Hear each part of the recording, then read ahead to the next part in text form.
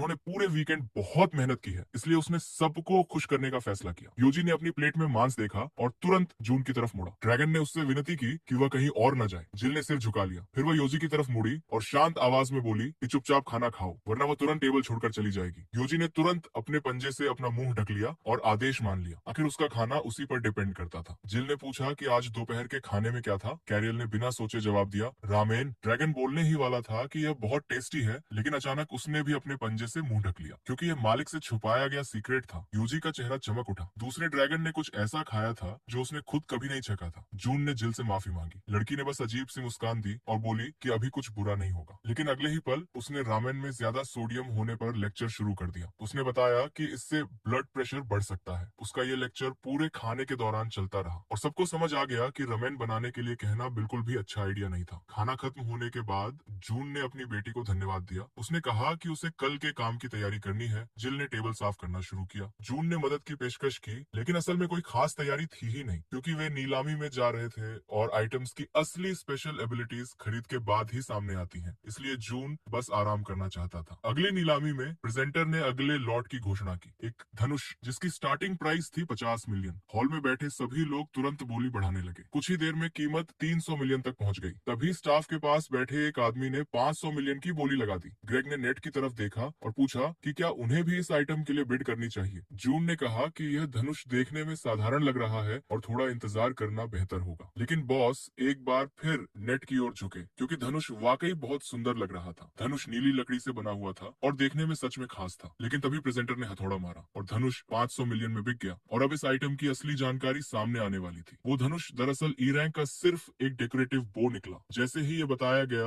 उसे खरीदने वाला आदमी वहीं रोने लगा। ग्रेग ने राहत की सांस ली। वो लोग तो लगभग जल ही गए थे। जून ने शांत लहजे में कहा कि उसे पहले से ही इस स्कैम का अंदाजा हो गया था। बॉस हैरान थे कि जून को इतनी जल्दी कैसे समझ आ गया कि ये आइटम लो रैंक है। नेट ने कहा कि उन्हें जून पर भरोसा करना चाहिए, क्योंकि वो हमेशा हर काम को परफेक्ट तरीके से संभालता है। प्रेजेंटर ने नीलामी जारी रखने की घोषणा की और अगला आइटम सामने लाया। वो एक बिल्कुल साधारण सा सिंबल था जिस पर कुछ लिखा हुआ था। इसकी स्टार्टिंग प्राइस थी सिर्फ 1 मिलियन। ग्रेग अपनी कुर्सी पर पीछे टिक गया और बोला, लकड़ी के इस पुराने सड़े हुए टुकड़े को भला कौन खरीदेगा। उसने जून की तरफ देखा। जून ने बिना कुछ कहे अपना पैडल उठा दिया। बॉस घबराकर तुरंत मैनेजर की तरफ दौड़ा, लेकिन नेट ने उसे रोक लिया और कहा कि उस पर भरोसा करें। तभी जॉन को अपने टैबलेट के अंदर से एक तेज एनर्जी महसूस हुई, उसी तरह की एनर्जी जो उसने केंद्र में महसूस की थी। हॉल में बैठे किसी व्यक्ति ने इस सिंबल के लिए 50 मिलियन की बोली लगा दी। जून ने फिर से पैडल उठाया और बोली बढ़ाकर 100 मिलियन कर दी। ग्रेग खुद को रोक नहीं पाया। वो चिल्ला पड़ा कि नंगी आंखों से साफ दिख रहा है कि ये एक बेकार सी चीज है। लेकिन जून को पूरा यकीन था, उसे ये आर्टिफैक्ट चाहिए ही चाहिए था। आखिरकार किसी ने उससे ज्यादा बोली नहीं लगाई। प्रेजेंटर ने हथौड़ा मारा और फिर इसकी डिटेल्स बताई।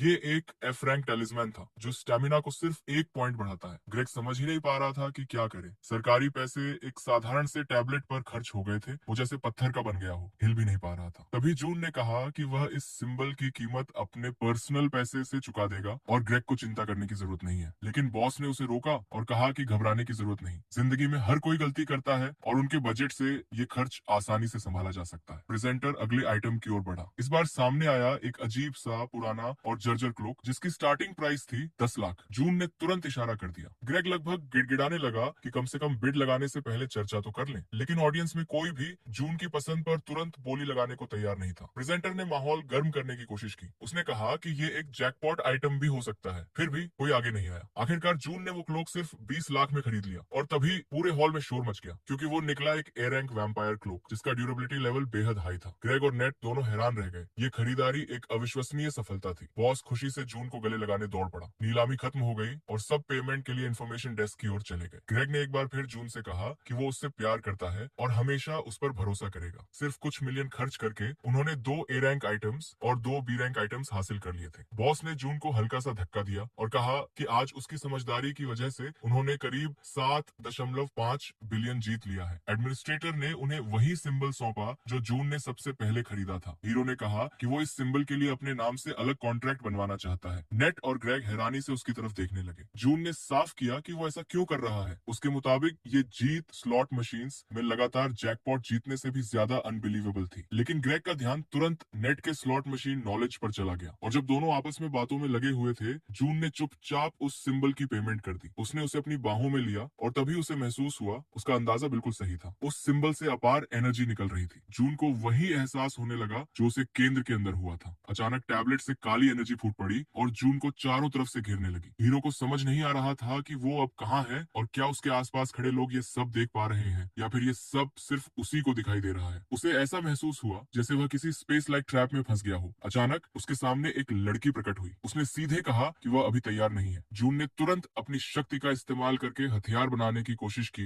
लेकिन कुछ भी नहीं हुआ। वह हिल तक नहीं पा रहा था। लड़की ने शांत आवाज में कहा कि अब वह उसे वापस भेज रही है और उससे अपने शब्द याद रखने को कहा। उसने अपनी तलवार से उसे हल्का सा धक्का दिया। अगले ही पल उसके पीछे सब कुछ तेज रोशनी में बदल गया। आखिरी चीज जो जून ने सुनी वह थी केंद्र के भीतर बहने वाली एक धारा। अगले ही पल जून असली दुनिया में वापस आ चुका था, लेकिन सदमे की वजह से उसका शरीर हिल भी नहीं पा रहा था। उसने धीरे से उस चिन्ह की तरफ देखा और तय कर लिया कि जैसे ही दूसरा स्तर खुलेगा वह फिर से केंद्र में जाएगा। वक्त बहुत तेजी से बीत गया और अब शनिवार आ चुका था। इसका मतलब था दूसरा स्तर खुल चुका है। दूसरी तरफ तुसाला अभी भी उस कॉलर से जूझ रही थी जो जून ने उसके गले में डाल दिया था। उसे समझ ही नहीं आ रहा था कि कोई ऐसा कैसे कर सकता है जिसे वह खुद संभाल नहीं पा रही थी। ये कोई एस रैंक स्किल भी नहीं था, ये सिर्फ मैना था। परी ने अपने पूरे जीवन में इतना शक्तिशाली ओपोनेंट कभी नहीं देखा था। उसने गहरी सांस ली और कहा कि इतनी ताकत से टूटे हुए केंद्र को ठीक किया जा सकता है और सेसिलिया को भी बचाया जा सकता है, लेकिन उसे पता भी नहीं चला। और जून पहले से ही उसके पीछे खड़ा था। उसने उसकी बात सुन ली थी। जून ने ठंडे लहजे में कहा कि वो शैतानी कमीना तुम्हारी मदद करने वाला नहीं है। उसने परी से वही बात दोहराने को कहा। डर के मारे परी चीख पड़ी। तुसिलाता ने कांपती आंखों से उसकी तरफ देखा और पूछा, तुम कब लौट आए? जून ने कहा कि वह सब कुछ भूल जाए और उसे केंद्र के फ्लो के बारे में और बताए। जून सोच में पड़ गया था, क्योंकि परी जो कह रही थी वो उस लड़की के शब्दों से काफी मिलती जुलती थी। जैसे ही जून ने बोलना शुरू किया, परी अचानक घुटनों के बल गिर पड़ी। वो रोते हुए उससे विनती करने लगी कि वह उसे न मारे, लेकिन जून ने साफ कहा कि वह उसे मारने में अपना समय बर्बाद नहीं करेगा। उसे सिर्फ एक ही बात जाननी थी, केंद्र में असल में क्या हुआ और वो फ्लो आखिर है क्या। तुसिलाता ने डरते हुए पूछा कि कहानी कहाँ से शुरू करें। जून ने जवाब दिया, बिल्कुल शुरुआत से। परी ने कहना शुरू किया कि हमें इस सच्चाई से शुरुआत करनी चाहिए कि केंद्र अब टूट चुका है और इसे तोड़ने वाले भी उसी जैसे साहसी लोग थे। तुसाला ने बताया कि उसे केंद्र के टूटने की खबर सिर्फ अफवाहों के जरिए मिली थी। अगर कोई लगातार नीचे की ओर उतरता जाए तो वह आखिरकार केंद्र के हार्ट तक पहुंच सकता है, और कोई साधक जितना उसके करीब जाएगा उसे उतनी ही ज्यादा शक्ति मिलती जाएगी। लेकिन सच्चाई ये थी कि कुछ गिने चुने साहसी लोगों को छोड़कर बाकी सभी लोग पास पहुंचने से पहले ही मर गए। हालांकि 7 लोगों का एक समूह ऐसा था जो न सिर्फ केंद्र के पास पहुंचा बल्कि उस जगह के अनुकूल भी हो गया। यहीं से असली समस्याएं शुरू हुई। हार्डकोर तक पहुंचने की प्रक्रिया में कुछ ट्रांसेंडेंटल मास्टर्स ने केंद्र को ही तोड़ दिया। जून को तुरंत वो लड़की याद आ गई जिसे उसने उस चिन्ह को छूते हुए देखा था। शायद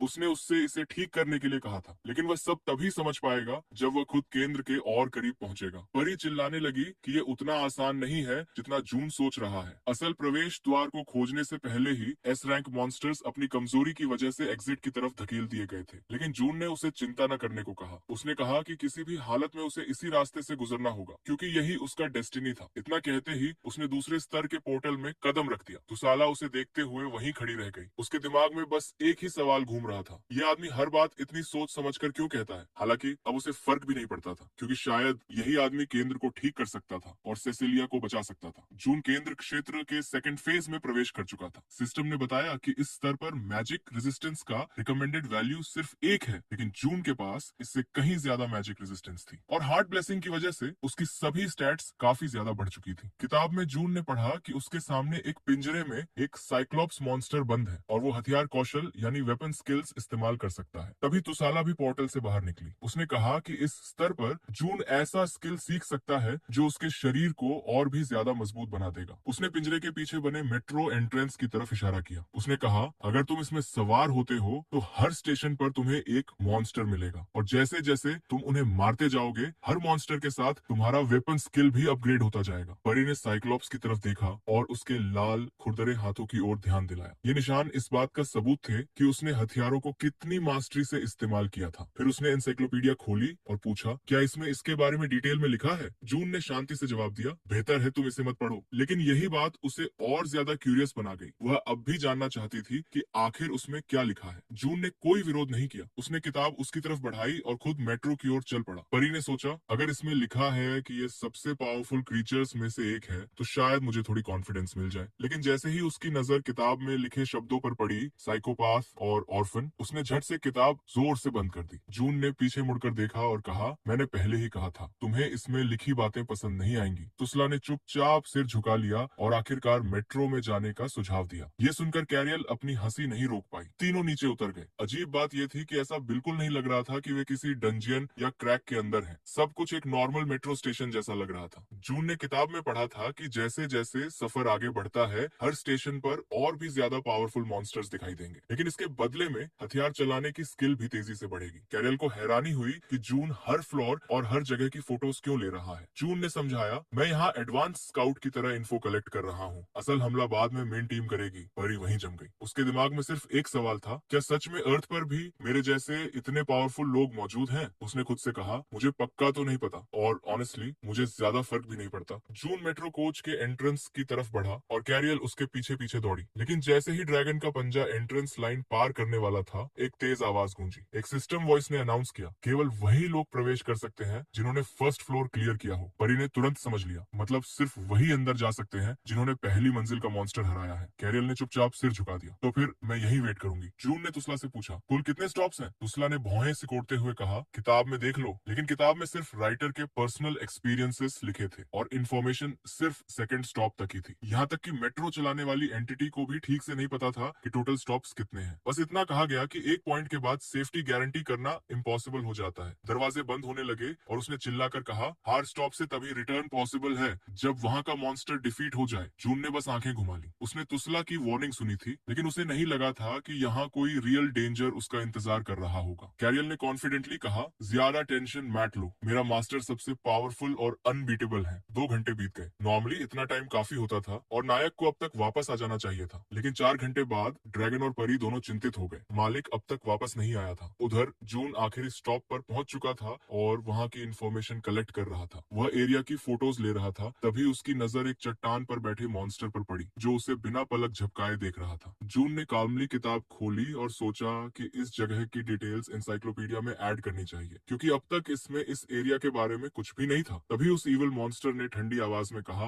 अगर मैं पूरी ताकत से भी तुम पर फोकस कर लूं, तो भी तुम 1 मिनट से ज्यादा टिक नहीं पाओगे। किताब में लिखने में टाइम वेस्ट करने की तो कोई जरूरत ही नहीं थी। जून ने सीधे उसकी तरफ उंगली उठाई और शांति से बोला, मेरे पास कोई वेपन नहीं है, इसलिए मैं बेयर हैंड ही फाइट करूंगा। और ये कहते ही उसने अपनी पूरी ताकत उस पर छोड़ दी। अगले ही पल राक्षस की छाती में एक भयानक छेद हो गया। मरते मरते वह कांपती आवाज में बोला, तुम सच में मार्शल आर्ट्स के गॉड कहलाने के लायक हो। कुछ पलों तक जून वहीं बिना हिले डुले खड़ा रहा, अपनी टेक्निक का रिजल्ट खुद देखता रहा। फिर उसने हल्का सा सिर झुकाकर उसे सल्यूट किया और स्टेशन के एग्जिट की तरफ चल पड़ा। जैसे ही ट्रेन के दरवाजे खुले, परी और ड्रैगन ने हाथ हिलाना शुरू कर दिया और जोर जोर से चिल्लाने लगे। अगले ही पल दोनों ने जून को जोर से पकड़ लिया। असल में उस पल तक वे उसे मरा हुआ मान चुके थे। परी ने तुरंत उंगली उठाकर उन्हें रोकने का इशारा किया और फिर जून से पूछा, तुमने कितने स्टॉप्स क्लियर किए? नायक ने घबराई हुई कैरियल को कैमली रिएश्योर किया और साफ साफ कहा, सारे। जैसा कि तुस्ला ने पहले बताया था, उसे वेपन हैंडलिंग स्किल मिल चुका था। ये स्किल रेनबो कलर्स की तरह रेड से वायलेट तक इंक्रीज होती जाती है। जितने ज्यादा स्टॉप्स क्लियर होते, स्किल उतनी ही ज्यादा स्ट्रॉन्ग होती जाती। लेकिन परी को डर लग रहा था, क्योंकि अगर जून ने सीधे वायलेट लेवल से शुरुआत कर दी तो इसका मतलब ये होता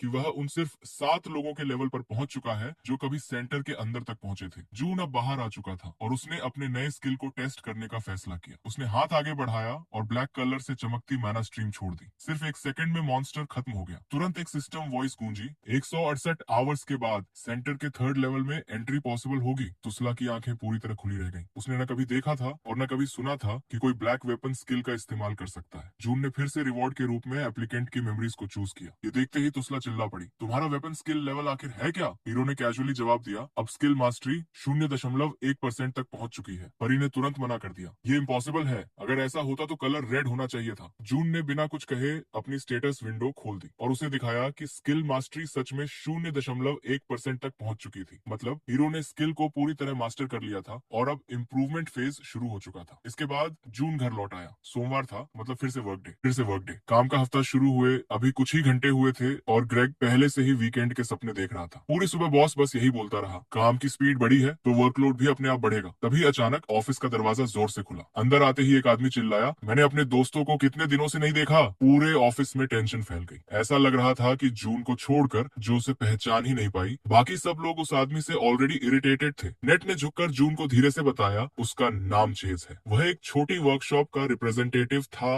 और साथ ही एक स्कैमर भी। चेज सीधे गुस्से में बैठे ग्रेग की तरफ बढ़ा, जो सोच रहा था कि ये फिर से क्यों आ गया। विक्रेता ने आंखें सिकोड़कर पूछा, तो बताओ, क्या अभी भी टूल्स खरीदने के लिए बजट बचा है? मालिक ने साफ कहा, पूरा बजट ऑक्शन में खर्च हो चुका है। ये सुनते ही चेज लगभग चीख पड़ा। फिर वह उदास होकर बोला, तुम्हें किसी रियल वर्कशॉप से खरीदना चाहिए था, मैं तुम्हें सस्ते में दे देता। लेकिन चेज ने उम्मीद नहीं छोड़ी और नेट की तरफ देखा। नेट ने बिना कोई सवाल पूछे ही कह दिया, मुझे किसी चीज की जरूरत नहीं है। चेज ने हंसते हुए कहा, ये लड़का बदतमीज है, लेकिन यही तो इसका चार्म है। फिर उसकी नजर जून पर टिक गई। वह हैरानी से बोला, ये मॉडल जैसी शक्ल वाला आदमी कौन है? नेट ने याद दिलाया, यही जून है जिसे तुम पिछली बार मिले थे। चेज को अपनी आंखों पर यकीन नहीं हुआ। ये हैंडसम और स्ट्रॉन्ग आदमी उसे उस कमजोर लड़के जैसा बिल्कुल नहीं लग रहा था। उसने तुरंत पूछ लिया, क्या जून ने पिछली बार खरीदा हुआ माना सप्लीमेंट इस्तेमाल किया था? लेकिन जून को सच में समझ नहीं आया कि वह आखिर कहना क्या चाहता है। लेकिन विक्रेता रुकने वाला नहीं था। उसने अपने बैग से एक बोतल निकाली और बड़े कॉन्फिडेंस के साथ बताने लगा कि एक हाई लेवल गवर्नमेंट ऑफिसर को इसी सप्लीमेंट की वजह से पावर्स मिली थी। चेज ने दावा किया कि इसे पीते ही जून सीधा एस रैंक हंटर बन जाएगा। उसने कहा कि असली कीमत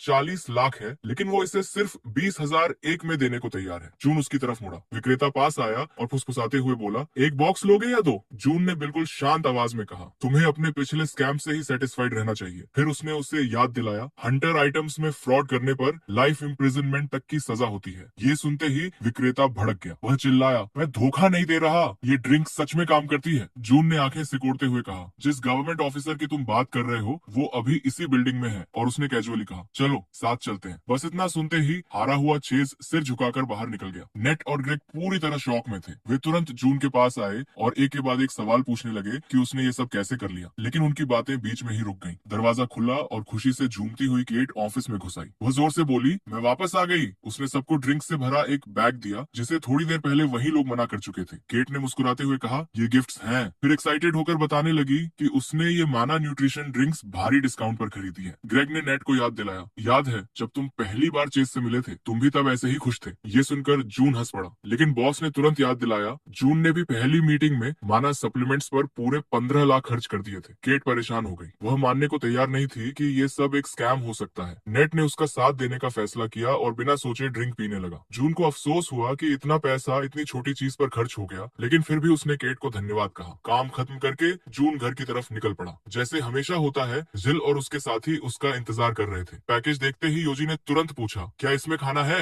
ड्रैगन को इग्नोर करते हुए जून ने पैकेट जिल को देते हुए कहा, ये माना के लिए न्यूट्रिशन ड्रिंक है। जिल ने एक बोतल उठाई और बोली, ये तो इंटरनेट पर काफी पॉपुलर है। फिर उसने पूछा, क्या आपने इसे खुद खरीदा? जब उसे पता चला कि ये केट का गिफ्ट है तो वह थोड़ी नाराज हो गई, लेकिन अगले ही पल खुद को संभालते हुए बोली, मैं केट को थैंक यू मैसेज भेजूंगी, ये काफी एक्सपेंसिव गिफ्ट है। योजी ने एक बोतल उठाई और हंसते हुए पूछा, ये पानी मैना में कैसे हेल्प करेगा? ड्रैगन असली ट्रूथ बताने ही वाला था कि जून ने तुरंत उसका मुंह बंद कर दिया। उसने सख्ती से कहा, चलो साथ में बात लेते हैं। जब जून और ड्रैगन बाथरूम में थे, जिल ने जल्दी से टेबल लगाई और सबको डिनर के लिए बुलाया। जून ने देखा कि बोतल सिर्फ उसी की जगह के पास रखी है। उसने पूछा, ये सिर्फ यही क्यों रखी है? जिल ने जवाब दिया, आप हमेशा बिजी रहते हैं और ये ड्रिंक हेल्दी और एक्सपेंसिव है, इसलिए ये सिर्फ आपके लिए है। जून ने बोतल खोली और गिलासों में डालते हुए कहा, साथ में पीते हैं। योजी ने फिर कहा, इसका कोई फायदा नहीं है। लेकिन जून की तीखी नजर देखते ही वह चुप हो गया। ड्रैगन ने आखिरकार कहा, ये माना के लिए अब तक का सबसे बेस्ट एलिक्सिर है। जिल ने ये नहीं सुना और अपने ड्रिंक का एक एसआईपी ले लिया। वह बोली, स्वाद थोड़ा अजीब है। जून ने भी एक एसआईपी लिया और उसे तुरंत समझ आ गया कि ये किस तरह का ड्रिंक है। ड्रैगन ने ड्रिंक थूक दी और बड़बड़ाया, मैं अब कभी शराब नहीं पीऊंगा। जून घबराकर जिल की तरफ मुड़ा। सब ठीक है ना? जिल ने हल्की मुस्कान के साथ कहा, हाँ सब ठीक है। और सच में सब कुछ ठीक लग रहा था, बस एक प्रॉब्लम थी। योजी चुपचाप बैठा था और एक के बाद एक बीन्स उसके ऊपर उड़ रही थी। जिल चॉपस्टिक्स से खाना पकड़ नहीं पा रही थी और बस इधर उधर फेंक रही थी। फिर अचानक वह उदास हो गई। उसे खुद समझ नहीं आ रहा था कि वह ऐसा अजीब बिहेव क्यों कर रही है। जून, कैरियल और योजी चुपचाप उसे देखते रहे। उन तीनों को सब साफ समझ आ गया था, वह नशे में थी। लड़की ने योजी की तरफ देखा और पूछा, क्या तुम्हें कुछ और खाना चाहिए? अजगर तुरंत अपने मालिक से लिपट गया। उसकी आंखों की चमक ने योजी को बुरी तरह डरा दिया। वह इतना घबरा गया कि अब खाना खाने से भी मना करने को तैयार था। अचानक जिल मुड़ी। उसने मेज पर अपनी मुठ्ठियां पटकी और योजी पर चिल्लाने लगी। लेकिन अगले ही पल उसका गुस्सा टूटकर आंसुओं में बदल गया। वह रोते हुए बोली, तुम लोग मुझसे इतनी नफरत क्यों करते हो? जून उठी और उसे धीरे से समझाया कि उसे आराम करना चाहिए और जल्दी सो जाना चाहिए। वह उसे कमरे तक ले गई, बिस्तर पर लिटाया और दरवाजा बंद कर दिया। अंदर से जिल चिल्ला रही थी, जब तक सफाई पूरी नहीं होगी मैं नहीं सोऊंगी। लेकिन नरम बिस्तर ने उसके सारे इरादे खत्म कर दिए। वह छत को घूरती रही। उसे ऐसा लगा जैसे पूरी दुनिया एक बवंडर बन गई हो और वह उसके बिल्कुल बीच में खड़ी हो। उसकी पलकें भारी होने लगी, बोलना मुश्किल होता चला गया और कुछ ही देर में वह गहरी नींद में चली गई। अगली सुबह कैरियल और यूजी साथ बैठकर नाश्ता कर रहे थे। जिल ने आंखें खोलने की कोशिश की, लेकिन सिर भारी था और शरीर उसका साथ नहीं दे रहा था। मालकिन के कमरे से आती आवाज सुनकर दोनों ड्रैगन उसकी तरफ मुड़े। कुछ देर बाद जिल बिखरी हुई हालत में रसोई में आई और बोली, कल क्या हुआ था मुझे याद ही नहीं आ रहा। यूजी अपनी कुर्सी पर पीछे झुक गया और पूरी कहानी सुनाने लगा। उसने बताया कि वह रो रही थी, चिल्ला रही थी और उसने कंबल पर उल्टी भी कर दी थी। जिल को अपने कानों पर भरोसा नहीं हुआ। मैं ऐसा नहीं कर सकती, उसने कहा। लेकिन ड्रैगन ने आगे बताया कि आधी रात तक मालकिन को सब कुछ साफ करना पड़ा और उसे शांत करना पड़ा। फिर योजी ने कहा कि सुबह उसने जून से कहा, अब ये लड़की किसी काम की नहीं है, इसे छोड़ देना चाहिए। ये सुनते ही जिल रोने लगी। उसने योजी को हिलाकर पूछा, क्या तुमने सच में ऐसा कहा था? थोड़ी देर बाद योजी ने कबूल किया, मैं मजाक कर रहा था। जून ने स्कूल में फोन किया, बताया कि उसे देर हो जाएगी और जाने से पहले अपनी बेटी के लिए दलिया बनाया। जिल ने मेज की तरफ देखा। वाकई नाश्ता वहीं रखा था जो उसके पिता ने उसके लिए बनाया था। वह खुश हो गई और मुस्कुराते हुए योजी से बोली, अब तुम्हें एक हफ्ते तक मांस वाले डिशेस नहीं मिलेंगे। ये शब्द योजी के लिए बिजली के झटके जैसे थे। वह घबरा गया। अजगर उसकी टी शर्ट पकड़कर माफी मांगने लगा अपने बेवकूफ मजाक के लिए। इधर डिपार्टमेंट में भी कुछ गड़बड़ चल रही थी। नेट फोन पर था और बोला कि वह तुरंत मौके के लिए निकल रहा है। उसने जून को बताया कि जिस रिफ्ट पर उन्हें अधिकार मिला था वहां से शिकायत आई है। कुछ हंटर्स ने वहां ब्लॉकेड लगा दी थी और शिकार पर पूरा कंट्रोल कर लिया था। सब कुछ अपने लिए। नेट ने गहरी सांस ली। अगर बी रैंक रिफ्ट बंद हो जाती है तो कम से कम 10 ए रैंक हंटर्स इन्वॉल्व होंगे। लेकिन अगर कोई गलती हुई तो डिपार्टमेंट अपने मेहनत से मिले अधिकार खो सकता है। इसलिए वह खुद जाने वाला था। जून भी उठ खड़ा हुआ साथ जाने के लिए, लेकिन नेट ने उसे रोक दिया और कहा कि वह यहीं रुके। उसने भरोसा दिलाया कि वह खुद संभाल लेगा और बॉस को इन्फॉर्म करने को कहा। नेट अपना ब्रीफकेस लेकर तेजी से ऑफिस से निकल गया। जून ने बस मन ही मन उसे शुभकामनाएं दी। जून ने सोचा कि थोड़ी और जानकारी जुटानी चाहिए। उसने इंटरनेट पर सर्च किया और पता चला कि आईके गिल्ड उस रिफ्ट में काम कर रही है। उस गिल्ड में कई ए रैंक हंटर्स थे। अगर नेट ने अपनी ताकत ज्यादा आंकी तो वह खतरे में पड़ सकता है। जून को याद आया कि सोना में नेट ने क्या कहा था। जब वह फॉल डिपार्टमेंट पहुंचा था तो वहां कोई सीनियर मौजूद नहीं था। तभी उसने फैसला किया था कि वह खुद एक भरोसेमंद और जिम्मेदार बुजुर्ग बनेगा। भले ही जून पहले ही उसे रिलायबल मानता था, लेकिन शायद नेट अपने एक्शन से यह साबित करना चाहता था। जून उसकी फीलिंग समझ सकता था, लेकिन आम इंसानों के लिए बिना सोचे समझे आगे बढ़ना बहुत खतरनाक होता है। उसी समय ग्रेग ऑफिस में घुसा। वह घर जाते समय कमर दर्द से कराह रहा था और बोला कि उसे नींद नहीं आ रही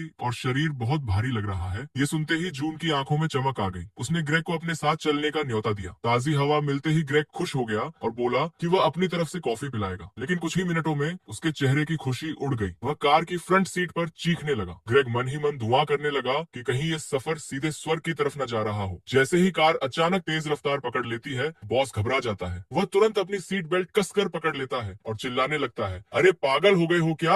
हम जरूर स्पीड कैमरा में कैद हो चुके होंगे। अब तो मेरा ड्राइविंग लाइसेंस कैंसिल हो जाएगा। वह गुस्से और डर में जून की तरफ देखता है और पूछता है कि इतनी तेज गाड़ी चलाने की आखिर जरूरत ही क्या थी? बॉस बोलता है कि अगर उसकी जान भी चली जाए तो भी जून को उसकी जगह नहीं मिलने वाली। तभी जून बिना घबराए साफ शब्दों में बताता है कि बॉस के आने से पहले ही खबर मिल चुकी थी कि आईके गिल्ड ने पूरे इलाके को सील कर दिया है। जून आगे कहता है कि वहाँ हालात बेहद खतरनाक हो सकते हैं और सबसे बड़ी बात यह है कि नेट वहाँ बिल्कुल अकेले गया हुआ है। ये सुनते ही बॉस का चेहरा एकदम बदल जाता है। उसकी आंखों में डर साफ दिखाई देने लगता है। क्या नेट सच में वहाँ अकेला गया है? अगले ही पल बॉस को पूरी बात समझ आ जाती है। वह तुरंत जून को आदेश देता है, गाड़ी और तेज चलाओ। अगर कोई कंप्लेंट आई तो मैं खुद उससे निपट लूंगा। दूसरी तरफ नेट अभी तक उस रिस्ट्रिक्टेड इलाके में पूरी तरह दाखिल नहीं हुआ था। उसने मन ही मन फैसला कर लिया था कि वह किसी भी हालत में खुद को नुकसान नहीं होने देगा। तभी अचानक पीछे से आती एक तेज रफ्तार कार की आवाज उसका ध्यान अपनी ओर खींच लेती है। आखिरी पल में नेट तेजी से एक तरफ कूदता है और किसी तरह खुद को बचा लेता है। नेट गुस्से में चिल्लाता है, आखिर किसने किसी को इस तरह गाड़ी चलाने की परमिशन दी है? और तभी उसी पल कार का दरवाजा खुलता है और जून बाहर निकलता है। नेट ये देखकर पूरी तरह चौंक जाता है। जून थोड़ी घबराई हुई आवाज में पूछती है, क्या तुम इलाके के अंदर जा चुके थे और क्या तुम ठीक हो? नेट को यकीन ही नहीं होता कि ड्राइवर खुद जून है। वह राहत की सांस लेते हुए कहता है कि वह बिल्कुल ठीक है और फिर सवाल करता है, लेकिन तुम यहाँ क्या कर रही हो? जून जवाब देती है कि बॉस आईके गिल्ड से मिलने के लिए आया है। वह बॉस की तरफ इशारा करती है जो उस समय पार्किंग में खड़ा उल्टियां कर रहा होता है। नेट बताता है कि उसने पहले ही आईके गिल्ड से कांटेक्ट किया था, लेकिन उन्होंने किसी भी तरह की नाकाबंदी से साफ इनकार कर दिया। इसी वजह से उसे खुद यहाँ आकर सच्चाई देखनी पड़ी। ग्रेग अपनी आस्तीन से मुंह पोंछता है और पछतावे में कहता है कि उसे पहले ही बॉस को सब कुछ बता देना चाहिए था और और उसके बाद ही दरार में जाना चाहिए था। तभी बॉस गंभीर लहजे में उन्हें याद दिलाता है, अगर हम तीनों अलग हुए तो हम तीनों मारे जाएंगे, लेकिन अगर साथ रहे तो जिंदा बच सकते हैं। तीनों एक दूसरे की तरफ देखते हैं और फैसला करते हैं कि अब वे अकेले किसी भी मुश्किल का सामना नहीं करेंगे। इसके बाद तीनों एक साथ दरार के अंदर दाखिल होते हैं। दरार के अंदर एक स्कूल स्टूडेंट जोर जोर से चिल्ला रही होती है और दरार में काम कर रहे हंटर्स को डांट रही होती है। वह गुस्से में कहती है, आप लोगों ने पूरा इलाका ब्लॉक कर रखा है। हंटर्स उसे समझाने की कोशिश करते हैं कि उन्होंने किसी तरह की नाकाबंदी नहीं की है, लेकिन लड़की और तेज आवाज में बोलती है, सिर्फ 10 लोग पूरे हंटिंग ग्राउंड के 70% हिस्से पर कब्जा किए बैठे हैं। ये साफ साफ इलीगल ऑक्यूपेशन है। उसकी आवाज पूरे इलाके में गूंज जाती है और माहौल और भी ज्यादा टेंस हो जाता है। तो सवाल यह है कि एस रैंक हंटर्स इस डंजन में आए ही क्यों थे? साफ सी बात है, प्रेशर बनाने के लिए। सरकारी एम्प्लॉइज दरार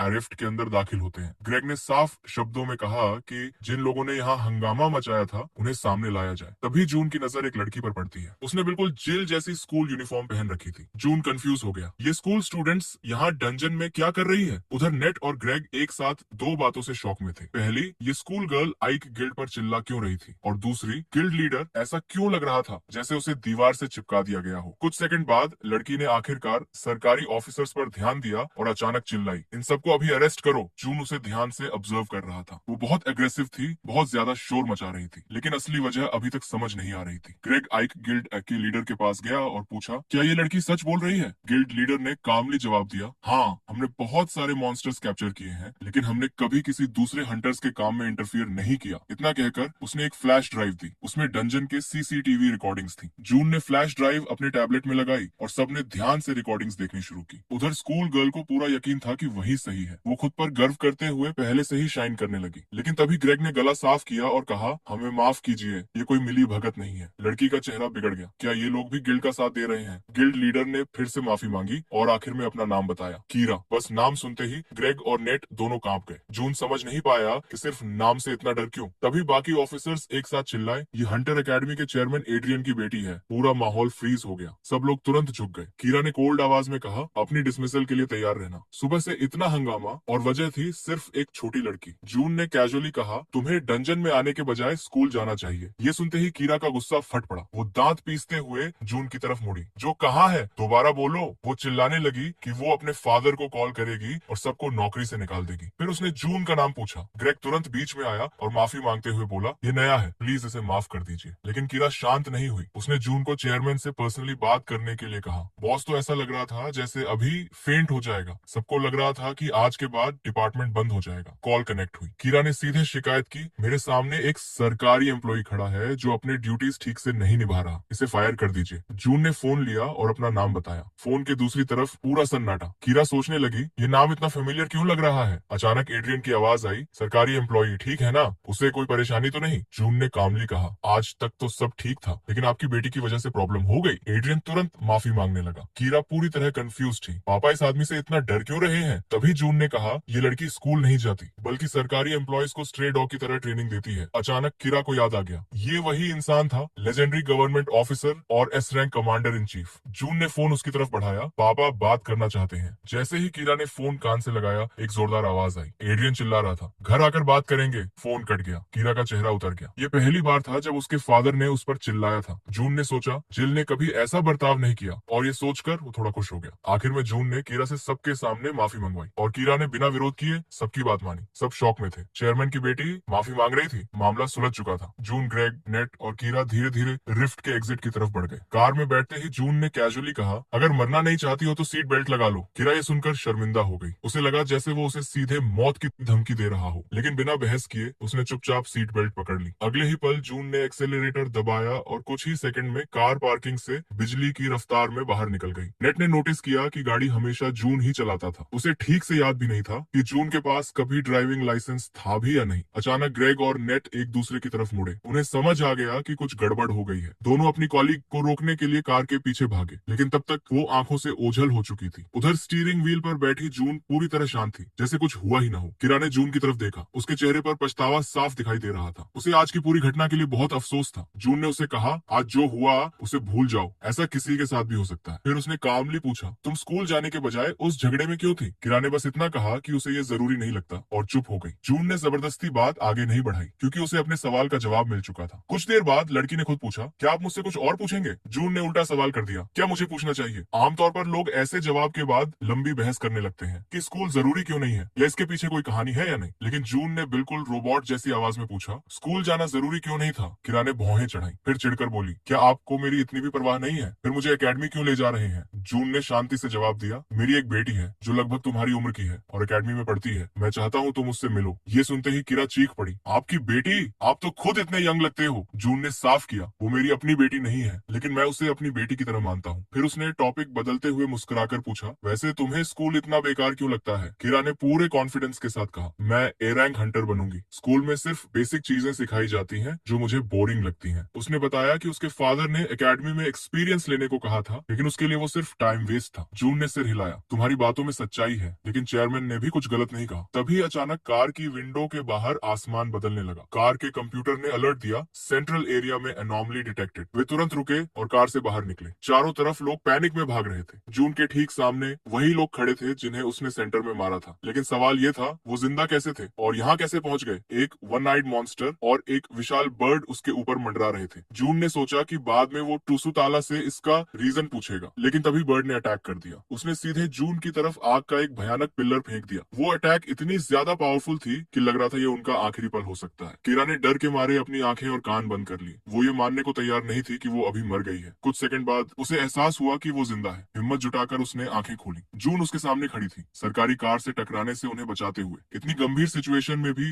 जून के दिमाग में एक अजीब ख्याल आया, क्या मुझे कार के डैमेज की रिपोर्ट लिखनी पड़ेगी? फिर उसने वो बेकार सोच झटक दी और किरा से कहा, थोड़ी देर यहीं रुको। जून ने मैना से एक स्पीयर बनाया और उसे सीधे अपने एनिमीज की तरफ फेंक दिया। किरा ने फिर से आंखें बंद कर ली और चिल्लाई, ऐसे मॉन्स्टर्स तो सोर्ड एम्परर की पावर से भी बाहर हैं। उसने कहा कि धीमी और दर्दनाक मौत से बेहतर है कि वो जल्दी मर जाए। लेकिन जो मॉन्स्टर्स सोर्ड एम्परर के लिए प्रॉब्लम थे, वो जॉन के लिए बिल्कुल भी प्रॉब्लम नहीं थे। एक ही अटैक में उसने दोनों विशाल सिर काट दिए। फिर वो किरा की तरफ मुड़ा और पूछा, तुम्हें कोई चोट तो नहीं लगी? लड़की ने उसे फिर से चाचा कहकर बुलाया और पूछा, आप आखिर हैं कौन? जॉन ने शांत स्वर में कहा, मैं एक सरकारी एम्प्लॉई हूँ। ये जवाब सुनकर किरा भड़क गई। वो पैर पटकते हुए चिल्लाई, मेरा मतलब वो नहीं था। क्या आप सीधा ये नहीं बता सकते कि आपने ये सब कैसे किया? उसी शाम सपोर्ट टीम ने प्रेसिडेंट को रिपोर्ट दी, कोई डेथ नहीं हुई, रिपेयर वर्क शुरू हो चुका है, लेकिन एक प्रॉब्लम थी। राक्षसों को मारने वाला हंटर अब तक सामने नहीं आया था, लेकिन एड्रियन को इससे फर्क नहीं पड़ा। वो जानता था ये काम वैसे भी सिर्फ एक ही इंसान कर सकता है। असिस्टेंट कुछ पल चुप रहा और फिर हल्की सी मुस्कान आ गई। सच कहे तो जून के अलावा कोई और इस सिचुएशन को संभाल ही नहीं सकता था। वो चुपचाप प्रेसिडेंट की तरफ देख रहा था। सब कुछ टेक्निकली सॉल्व हो चुका था, लेकिन उनके चेहरे के सीरियस एक्सप्रेशंस बता रहे थे कि वो पहले से ही सोच रहे हैं, अगर ये सिचुएशन दोबारा हुई तो। असिस्टेंट अंदर ही अंदर कसम खा रहा था कि वो जिंदगी भर प्रेसिडेंट का साथ देगा। वो बार बार फोन की स्क्रीन देख रहा था। सुबह कीरा से हुई बातचीत के बाद उसने उसके कॉल्स उठाने बंद कर दिए थे। क्या वो सच में सिर्फ इसलिए नाराज है क्योंकि मैंने आज सुबह उसे डांटा था? ये सोचते सोचते एड्रियन के पैरों में जान नहीं रही। वो लड़खड़ाकर खिड़की के पास गिर पड़ा। असिस्टेंट ने तुरंत उसे संभाला और कहा, सर, चाहे आप कंट्री के लिए कितने भी वरीड हो, आपकी हेल्थ सबसे पहले आती है। लेकिन उस पल एड्रियन के लिए देश सबसे ऊपर नहीं था। उसके लिए सबसे जरूरी थी उसकी प्यारी बेटी कीरा, जिसे उसने खुद नाराज कर दिया था। उधर कीरा इस वक्त एक अनजान घर में थी, मिस्टर जून के घर में। उसने फोन की तरफ देखा और मन ही मन अपने फादर से कॉल ना उठाने के लिए सॉरी कहा, लेकिन वो और कुछ कर भी नहीं सकती थी। उसकी प्रॉब्लम का सोल्यूशन सिर्फ उसके चाचा ही निकाल सकते थे, और जब तक वो उसकी मदद नहीं करते वो घर वापस जाने वाली नहीं थी। इधर जिल डिनर की तैयारी लगभग पूरी कर चुकी थी। कैरियल टेबल सजाने में मदद कर रही थी और योजी पूरे ध्यान से टीवी देख रहा था। तभी डोरबेल बजी। जिल ने योजी से कहा,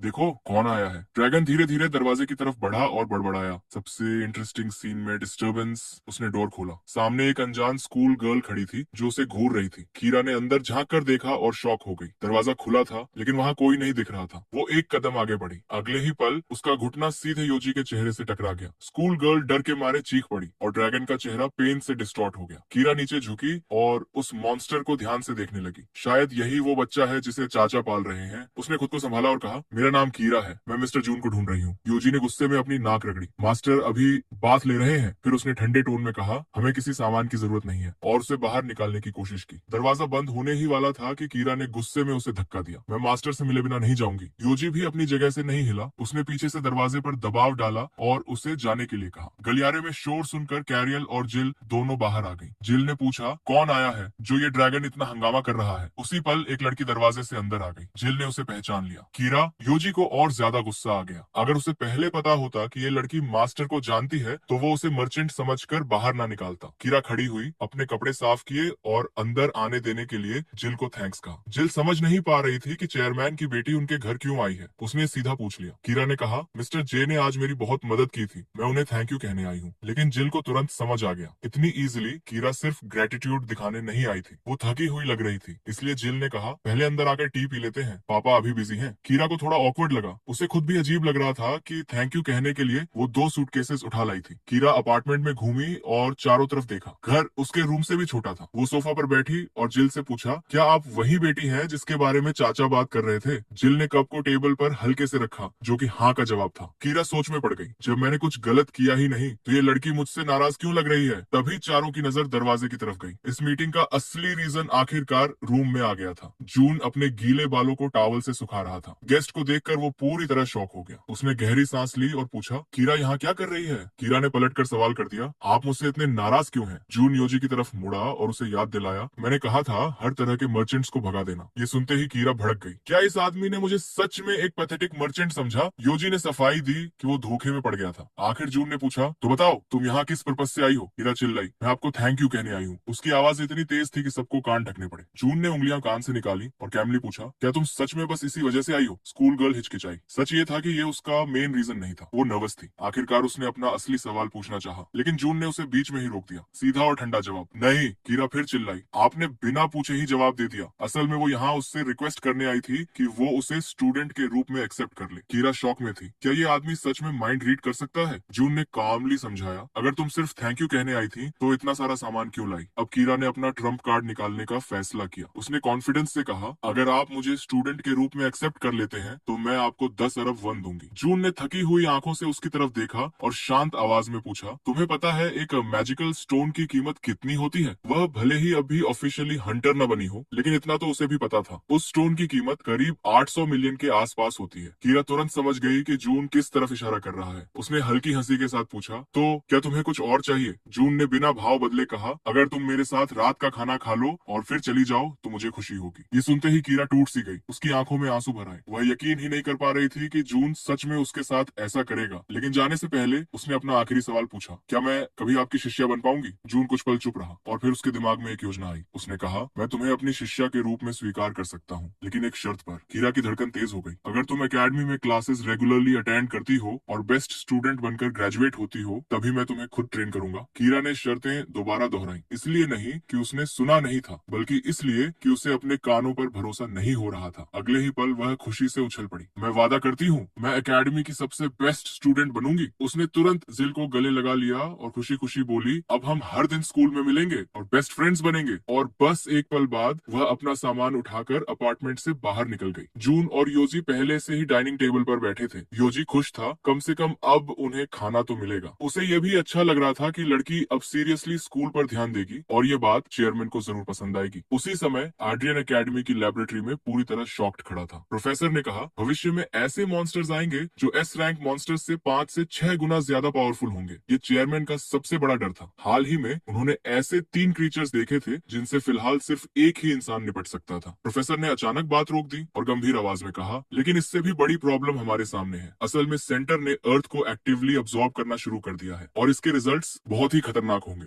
एड्रियन ने सीरियस टोन में समझाया, सेंटर द्वारा अर्थ को अब्सॉर्ब करने का मतलब है इरोजन प्रोसेस शुरू हो चुका है। लेकिन जॉनथन को कुछ समझ नहीं आया। उसने कंफ्यूज्ड होकर पूछा, तुम कहना क्या चाहते हो? बूढ़े आदमी का चेहरा और भी गंभीर हो गया। एड्रियन ने समझाया, वह पहली बार 3 साल पहले सेंटर में गया था। शुरुआत में फॉल्ट लेवल सिर्फ ए रैंक था, लेकिन जैसे ही उसने सेंटर एक्सप्लोर करना शुरू किया, सी रैंक फॉल्ट्स दिखने लगे। सी रैंक मॉन्स्टर्स के बीच एवरेज डिफरेंस करीब 1000 का होता है, लेकिन इस इंसान का रिकॉर्ड 7500 है। जॉनथन चौंक गया। तो क्या इसका मतलब ये है कि जितना ज्यादा हम सेंटर एक्सप्लोर करेंगे, मॉन्स्टर्स उतने ही ज्यादा पावरफुल होते जाएंगे? एड्रियन ने जवाब दिया, हाँ बिल्कुल। प्यारे योगी को देखकर भले ही ऐसा न लगे, लेकिन वह भी बेहद पावरफुल है। वे जितनी बड़ी मुश्किलों का सामना करते हैं, सेंटर उतनी ही बार अर्थ पर और भी डेंजरस मॉन्स्टर्स भेजता है। और अगर इसे समाधि नहीं कहेंगे तो फिर क्या कहेंगे? जॉनथन ने डरते हुए पूछा, तो क्या ह्यूमैनिटी के लिए अब कोई होप नहीं बची? उसके चेहरे पर सच्ची चिंता साफ दिख रही थी। लेकिन एड्रियन ने कहा, अभी यह सिर्फ एक थ्योरी है। जब मिस्टर जून ट्यूटोरियल जोन के बारे में पूरी जानकारी देंगे, तब हम इस पर दोबारा सोचेंगे। फिर भी एड्रियन खुद डरा हुआ था। उसने साफ कहा, आखिरकार पूरी ह्यूमैनिटी अब मिस्टर जून पर ही डिपेंड करती है। इसी दौरान हमारा नायक कहीं तैयारी कर रहा था। प्रिय कैरियल ने कहा कि वह बाहर उसका इंतजार करेगा। जून ने थकी आवाज में जवाब दिया, ठीक है। तभी जिल का फोन आया। वह थोड़ा हिचकिचाते हुए पूछती है, है, क्या आप इस शनिवार भी काम पर जा रहे हो या बिजनेस ट्रिप पर? जून ने जवाब दिया, हाँ, शायद कुछ समय तक वीकेंड्स पर भी काम करना पड़े। ये सुनकर जिल उदास हो गई। वह सब समझ गई थी। उसे नहीं चाहिए था कि उसके पिता इतना ओवरवर्क करें। उसी पल योगी ने जून के पैर पर मारना शुरू कर दिया। आज डिनर बाहर जाना था, फिर काम क्यों? लेकिन जून ने ठंडे लहजे में कहा, मुझे तो पहली बार सुनने को मिल रहा है। योगी पूरी तरह अपसेट हो गया। तभी जिल ने खुशखबरी दी, उसे स्कॉलरशिप मिल गई थी। उन्होंने वीकेंड पर घूमने जाने का प्लान बनाया था। जिल ने कहा, मैं आपको सरप्राइज देना चाहती थी। वो थोड़ी परेशान थी लेकिन बोली, कोई बात नहीं, मैं आपकी प्लान्स खराब नहीं करना चाहती। योगी गुस्से में बोला, मैं इस वीकेंड का इंतजार कर रहा था। मूवी, टेस्टी फूड, सब। कमरा उदासी से भर गया। जून चुप हो गया। वह सोचने लगा, एक अच्छा पिता कैसे बना जाए। काफी सोचने के बाद उसने फैसला किया, अगर हम शाम 5 बजे तक वापस आ जाए तो ठीक रहेगा। बस इतना सुनते ही जिल और योगी दोनों खुशी से चिल्ला उठे। कैरियल खुशी में उछल पड़ा, जून को गले लगाया और बोला, मास्टर सबसे बेस्ट है। जून ने कहा, मैं जल्दी वापस आ जाऊंगा। अब सब और भी खुश थे। फैमिली के साथ एक हैप्पी मॉर्निंग बिताने के बाद जून काम पर निकल पड़ा। ये था ट्यूटोरियल जोन फेज 3। उसके पैरों के नीचे लावा उबल रहा था। पूरा कमरा आग से भरा हुआ था। जून ने फेरी से पूछा, अब क्या करना है? फेरी ने जवाब दिया, मिशन तभी स्टार्ट होगा जब आइटम मिल जाएगा। जून पूछ ही रहा था कि आइटम कहाँ मिलेगा, तभी कैरियल लावा में ड्रैगन की तरह मस्ती कर रहा था। अचानक जून को एक कलरलेस स्किल रिंग मिली। रैंक 5 स्लॉट्स,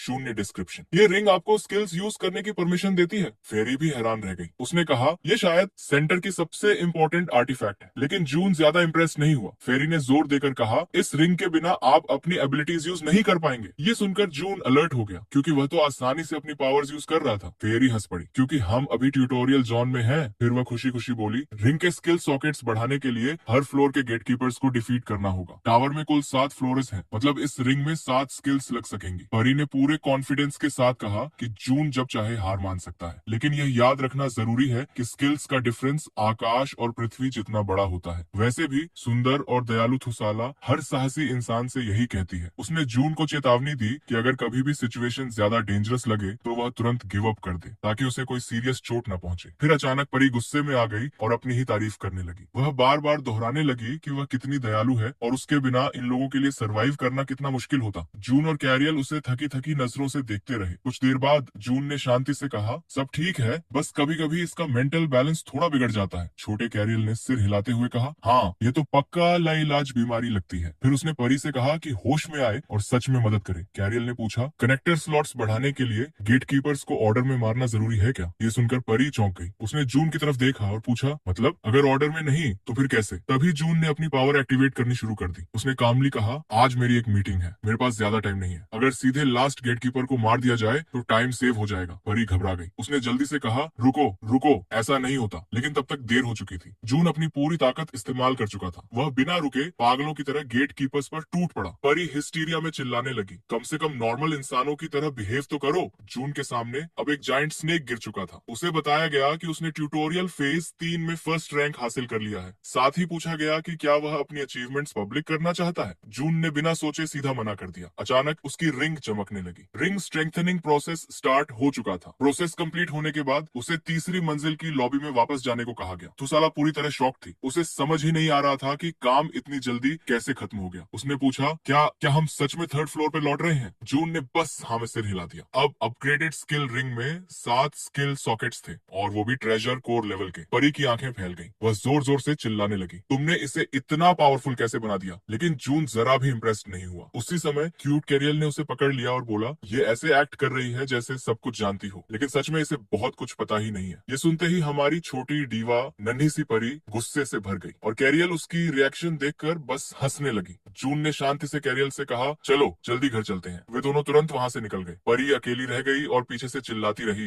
रिंग काली कैसे हो गई? शाम 5 बजे, जैसा कि जून ने वादा किया था, वह अपने फैमिली के पास वापस आ गया। योगी खाना शुरू कर चुका था। जून ने पूछा, आज कौन सी मूवी देखनी है? जिल ने सजेशन दिया, वही मूवी जिसकी आजकल हर जगह चर्चा हो रही थी। जून तुरंत रेडी हो गया। जिल खुशी से उसे गले लगा लेती है। पास ही एक हंटर गर्ल कुछ लड़कों के पीछे चल रही थी। जब उसने जिल को जून को गले लगाते देखा तो उसने समझ लिया कि जिल उसकी गर्लफ्रेंड है। उसे बहुत बुरा लगा। केट को लगा कि जून उसके साथ फ्लर्ट कर रहा था। उसकी धुंधली यादें फ्लैश करने लगी। वह गुस्से से भर गई और उसने अपनी वायलेंट पावर रिलीज कर दी। आसपास के लोग डर गए। वह चिल्लाई, बिट्रियल के बाद सिर्फ डेथ ही बचती है। उसने एक लड़के का कंधा पकड़ लिया और डरावनी आवाज में पूछा, तुम मेरे साथ ऐसा कैसे कर सकते हो? क्या तुम्हारा सारा प्यार सिर्फ झूठ था? आंखों में आंसू लेकर उसने कहा, क्या मैं तुम्हारे लिए सिर्फ एक टॉय थी? लेकिन जैसे ही लड़के ने पीछे मुड़कर देखा, सच सामने आ गया। वह जून और जिल नहीं थे, वह बिल्कुल अलग लोग थे थे जो इस ड्रामा से शॉक में थे। लड़का अभी भी सदमे में था, लेकिन उसकी गर्लफ्रेंड को अब गुस्सा आने लगा। उसने पूछा, क्या तुम इन्हें जानते हो? लड़का डर गया और तुरंत बोला, ना नहीं, मैं इस लड़की को जानता भी नहीं। लेकिन अब देर हो चुकी थी। लड़की का गुस्सा फूट पड़ा और लड़के को बहुत पछताना पड़ा। उस लड़के का नाम भी जून था। केट चुपचाप खड़ी रह गई। उसे समझ ही नहीं आ रहा था कि अब क्या करे। तभी असली जून, जिसे केट देखने की उम्मीद कर रही थी, वहाँ आ गया। जून ने कैजुअली पूछा, तुम भी मूवी देखने आई हो? केट पूरी तरह ऑकवर्ड हो गई। उसने चिल्लाते हुए माफी मांगी और वहाँ से भाग गई। वह इतनी शर्मिंदा थी कि बिना रुके दौड़ती चली गई। जून ने उसे देखते हुए सोचा, लगता है स्पीड मूवमेंट स्किल की प्रैक्टिस कर रही है। तभी योगी की आवाज ने जून के विचार तोड़ दिए। योगी ने किसी आदमी का पॉपकॉर्न देखा और पूछा, क्या हम भी ले सकते हैं? जून ने पूछा, तुम भी खाना चाहते हो? योगी खुशी खुशी चिल्लाया, हाँ। जून गया और एक लार्ज कैरमल पॉपकॉर्न और एक लार्ज कोक ले आया। योगी खुशी से अपने पंख फड़फड़ाने लगा। बच्चों को देते ही वे खुशी खुशी खाने लगे। योगी ने बड़े चाव से पॉपकॉर्न खाते हुए कहा, मास्टर से यही उम्मीद थी। बाकी लोगों के ऑपोजिट वो बहुत जेनरस है। ये सुनकर जिल नाराज हो गई। मतलब मैं जेनरस नहीं हूँ? उसने हाथ उठा लिया। योगी डर के मारे चिल्लाया, मुझे छोड़ दो और मुझे मीट डिशेस से बैन मत करना। लेकिन जिल ने बस उसके ड्रैगन चीक्स को हल्के से थपथपाया। तुम तो बिल्कुल पिग की तरह गंदे हो चुके हो। फिर वह जून की तरफ मुड़ी और वार्म स्माइल के साथ बोली, मूवी शुरू होने वाली है, चलो जल्दी सीट्स पर चलते हैं। योगी उसे अजीब नजरों से देखता रह गया। उसे लगा आज जिल कुछ अलग बिहेव कर रही है। लेकिन जैसे ही मूवी शुरू हुई, योगी सब कुछ भूल गया और मजे से मूवी देखने लगा। मूवी खत्म होने के बाद सिर्फ योगी ही खुश था। बाकी सब रिग्रेट कर रहे थे और योगी तो अपना वादा पूरी तरह भूल चुका था। जब जिल ने कहा, अब हम मीट खाने चलेंगे, तुम चल रहे हो ना? योगी तुरंत खड़ा हो गया और कॉन्फिडेंस से बोला, मेरे पीछे आओ। जून खुश था क्योंकि उसके सारे अपने खुश थे। यही था वह नॉर्मल लाइफ जिसका उसने सपना देखा था। रेस्टोरेंट पहुंचकर जिल ने इतना मीट ऑर्डर किया कि योगी के मुंह में पानी आ गया। जून ने मेन्यू देखते हुए पूछा, स्कॉलरशिप में कितनी अमाउंट मिली है? एक पर्सन का पोर्शन 80,000 प्लस का है। कैरियल शॉक हो गई। इतने पैसों में 4 बोरी चारा आ सकता था। लेकिन जिल और योगी एक साथ चिल्लाए, खाने में कंजूसी नहीं। जून ने सोचा, मीट के लिए ये कुछ भी कर सकते हैं। फिर उसे याद आया कि पिछली बार जिल ने कहा था कि हॉस्टल में जगह मिल सकती है। उसने पूछा, तो क्या तुम्हें स्कॉलरशिप में अब उसे रहने की जगह मिल सकती थी? इस सवाल ने जिल को उदास कर दिया और जे ने यह बात नोटिस की। उसने अपने फादर से पूछा कि क्या उन्हें लगता है कि उसे हॉस्टल में चले जाना चाहिए। जिल ने कहा कि अगर कंडीशंस पूरी होती हैं तो वह चाहेंगे कि वह चली जाए। जब वह उदास थी, योजी सारा मीट खा गया। लेकिन जून ने शांत भाव से जवाब दिया कि अगर वह नहीं चाहती तो उसे वहां जाने की जरूरत नहीं है। योजी ने फ्राइड मीट की खुशबू को बड़े चाव से सूंघा। जून के जवाब से जिल हैरान रह गई और उसने आगे कहा कि वह घर पर नहीं रहना चाहती। जून ने मुस्कुराते हुए कहा कि उसे भी उसकी मौजूदगी अच्छी लगती है। इससे कार्सिल को अच्छा लगा, लेकिन योजी को नहीं, जो खाने में इतना मग्न था। जिल ने माफी मांगते हुए कहा कि उसे वहां पहुंचते ही वॉशरूम जाना है। जिल दुविधा में पड़ गई। पहले तो जिल हॉस्टल में जगह मिलते ही जाने वाली थी, लेकिन उन्हें साथ रहते हुए सिर्फ 3 महीने ही बीते हैं। लेकिन ऐसा लगता है जैसे वे दशकों से साथ हैं और वह हमेशा शांति और सिक्योरिटी महसूस करती है। जिल ने अपने पेरेंट्स पर डिपेंड रहने का मतलब सीखा था और ये सोचकर उसे दुख होता था कि एक दिन उसे घर छोड़कर अकेले रहना पड़ेगा। लेकिन अब वह अपने फादर योजी और कार्सियल के साथ थोड़ा और फैमिली लाइफ जीना चाहती है। सैटरडे दोपहर 2 बजे जून फॉल डिपार्टमेंट के ट्रेनिंग प्रोग्राम के लिए जा रहा था। चीफ पहले से ही पूरे जोश से नाच गा रहा था। नेट ने उसे शांत करने की कोशिश की और कहा कि वह अपनी सीट पर बैठ जाए क्योंकि चलती बस में इस तरह कूदना डेंजरस था। लेकिन चीफ नहीं माना। वह खूब मजे कर रहा था। बाकी लोग भी पीछे नहीं रहे। उन्होंने भी खूब ड्रिंक की और मौज मस्ती की। एक कॉलीग ने जेन को ड्रिंक का एक ग्लास पीने के लिए इनवाइट किया और जेन मान गया। फिर उसने हंट्रेस केट की ओर मुड़कर उसे भी ड्रिंक का एक ग्लास दिया। लेकिन जब वह मुड़ी तो उसने देखा कि केट शर्मा गई है और उसने सोचा कि वह पहले से ही ड्रंक है। फिर उसने कहा कि अगर उसे पीने में प्रॉब्लम हो रही है तो उसे पीने की जरूरत नहीं है। केट ने जवाब दिया कि वह इसलिए नहीं पिएगी क्योंकि उसकी हेल्थ ठीक नहीं है। जून ने यह देखा और उसे याद आया कि उसने शायद एक ग्लास भी नहीं पिया था। जून की ओर देखते हुए केट शर्मिंदा हो गई और जल्दी से मुंह फेर लिया। गर्ल ने उससे पूछा कि क्या वह सच में ठीक है और केट हकलाते हुए बोली कि रेस्ट करने के बाद वह बेटर महसूस करेगी। उसके इस तरह बिहेव करने का रीजन सिंपल है। केट कल की इंसिडेंट के बारे में सोचती रहती है, इसलिए वह मिस्टर जून की आंखों में नहीं देख पाती। और ये बात केट को बहुत परेशान करती है क्योंकि उनके बगल में बैठने का चांस बहुत कम मिलता है। लेकिन जैसे ही जून ने उसे पानी दिया, क्योंकि उसे लगा कि केट को मोशन सिकनेस हो गई है, केट मुंह फेर कर सोने का नाटक करने लगी। गर्ल उसकी ट्रिक में आ गई और बोली कि ऐसा लग रहा है जैसे केट सच में ड्रंक है। और जून उसकी ट्रिक समझकर कुछ नहीं बोली। गर्ल ने इमोशनल टोन में कहा कि अगर उसे पता होता कि केट इतनी ड्रंक हो जाएगी तो वह उसे पहले ही थैंक यू दे देती। और ड्रंक और हैप्पी बॉस चिल्लाया, क्या उन्होंने सच में अभी तक उसे थैंक यू नहीं दिया? चीफ ने कहना शुरू किया कि अगर मिस केट न होती इस बार तो उन्हें सड़क पर ही सोना पड़ता। गर्ल ने चीफ के हर बात को एग्जैजरेट करने पर हंसते हुए कहा कि लगता है चीफ बहुत ड्रंक है। चलिए वेंसडे की बात पर थोड़ा पीछे चलते हैं। कुछ हफ्ते पहले जब केट ने सिनेमा हॉल में प्रॉब्लम प्रॉब्लम क्रिएट की थी, तब बॉस जोर जोर से चिल्ला रहा था कि वे अपना काम ऐसे कैसे कर सकते हैं। बॉस बहुत एंग्री था और जब उसे बताया गया कि वे कुछ नहीं कर सकते तो स्टे का रेंट तुरंत रिफंड कर दिया जाएगा। उन्होंने उसे शांत करने की कोशिश की, लेकिन बॉस शांत नहीं हुआ। वह उन पर चिल्लाता रहा कि वह टूरिस्ट सीजन में रहने की जगह कैसे ढूंढेगा। उस टाइम केट किसी से बात कर रही थी। जून ने हैरानी से उसकी तरफ देखा, जबकि बॉस लगातार गालियां दे रहा था। उन्होंने चीफ को रोकने की कोशिश की, जबकि वह सभी बिल्डिंग्स पर चिल्ला रहा था, और अचानक केट ने उसे पुकारना शुरू कर दिया। तब बॉस तुरंत शांत हो गया और कहा कि वह उससे नाराज नहीं है। केट ने जवाब दिया कि उसे पता है, और रात रुकने की जगह के बारे में भी। उसने सब कुछ अरेंज कर लिया था, इसलिए वरी करने की कोई जरूरत नहीं थी। केट ने आगे कहा। केट ने बताया कि उसकी मदर होटल बिजनेस में है और एक गेस्ट हाउस चलाती है। उसकी मदर ने कहा कि वह सभी को फ्री में स्टे करवाएंगी। बॉयज के लिए केट किसी एंजल की तरह अपीयर हुई थी जो उन्हें बचाने आई हो। जून ने वह गेस्ट हाउस सर्च किया और उसे बाकी लोगों को दिखाया। उसने पूछा कि क्या वह उसके बारे में बात कर रही है, और केट ने जवाब दिया कि हाँ, उसी के बारे में। सभी शॉक थे, क्योंकि एक रात में ही उनका बहुत सारा पैसा खर्च हो जाता। केट जून की ओर मुड़ी और स्वीट वॉइस में पूछा कि क्या वह वाकई बहुत अच्छी है, और उससे अपनी प्रेज करने को कहा, लेकिन जून चुपचाप उसे देखता रहा। तभी चीफ ने धीरे से जून से कहा कि वह मिस केट की प्रेज करे। जून ने टायर्ड सांस ली, फिर हाथ उठाकर रोबोटिक वॉइस में कहा, बहुत बढ़िया काम किया, और मिस केट सबसे बेस्ट है। लेकिन इतना भी काफी था। और केट मुस्कुरा उठी, और फाइनली वे एक लग्जूरियस गेस्ट हाउस पहुंचे और तुरंत उस जगह की प्रेज करने लगे। वहाँ केट की मदर और उसकी यंगर सिस्टर उनसे मिली। मदर मुस्कुराई और कहा कि उसने अपनी डॉटर से उनके बारे में बहुत कुछ सुना था, जबकि गर्ल ने अनहैप्पी होकर अपनी आंखें बंद कर ली। मदर ने अपनी डॉटर की केयर करने के लिए उनका थैंक यू दिया, जिसमें अभी भी बहुत सी कमियां हैं। बॉयज ने केट की मदर को देखकर तुरंत खुश हो गए और उन्हें प्यार से देखने लगे। और इसमें कोई सरप्राइज नहीं कि केट की मदर कितनी ब्यूटीफुल दिखती है। उन्होंने पूछा कि जून के फ्रेंड्स में से कौन सा फ्रेंड है। तब जून आगे आई और झुककर उनका ग्रीटिंग किया। मदर ने खुशी से कहा कि अब उन्हें समझ आया कि केट उनके बारे में इतनी बातें क्यों करती थी, और फिर सबको अंदर आने के लिए इनवाइट किया। लेकिन केट की सिस्टर ने जून को देखते ही एंग्री हो गई। नेट ने बॉस को अनॉयड होकर देखा और पूछा कि क्या वह बस ड्रूलिंग कर रही है। फिर उसकी वाइफ को सब कुछ बताने की थ्रेट देने लगी, और केट ने खुशी से जून का हाथ पकड़ते हुए घर में जाने की ऑफर की। जून ने बिना कोई रिएक्शन दिए जवाब दिया, ठीक है। और केट की सिस्टर, जो गर्ल पहले जून को एंग्रीली देख रही थी, अब उसका गुस्सा 7वें आसमान पर था। एक्चुअली गर्ल को लगता था कि जून एक बैड गाय है, जिसने उसकी इनोसेंट और काइंड सिस्टर को सिड्यूस किया है, इसलिए वह उस बॉय से बहुत एंग्री थी। गर्ल जून का फॉलो करने लगी। वह एंग्रीली उसे देखती रही और मेंटली सोचती रही, ये मॉन्गूस जैसा दिखने वाला आदमी मेरी डियर सिस्टर के साथ डेट करने की डेयर कैसे कर सकता है। वह सचमुच जून के पीछे पीछे चल पड़ी। मेंटली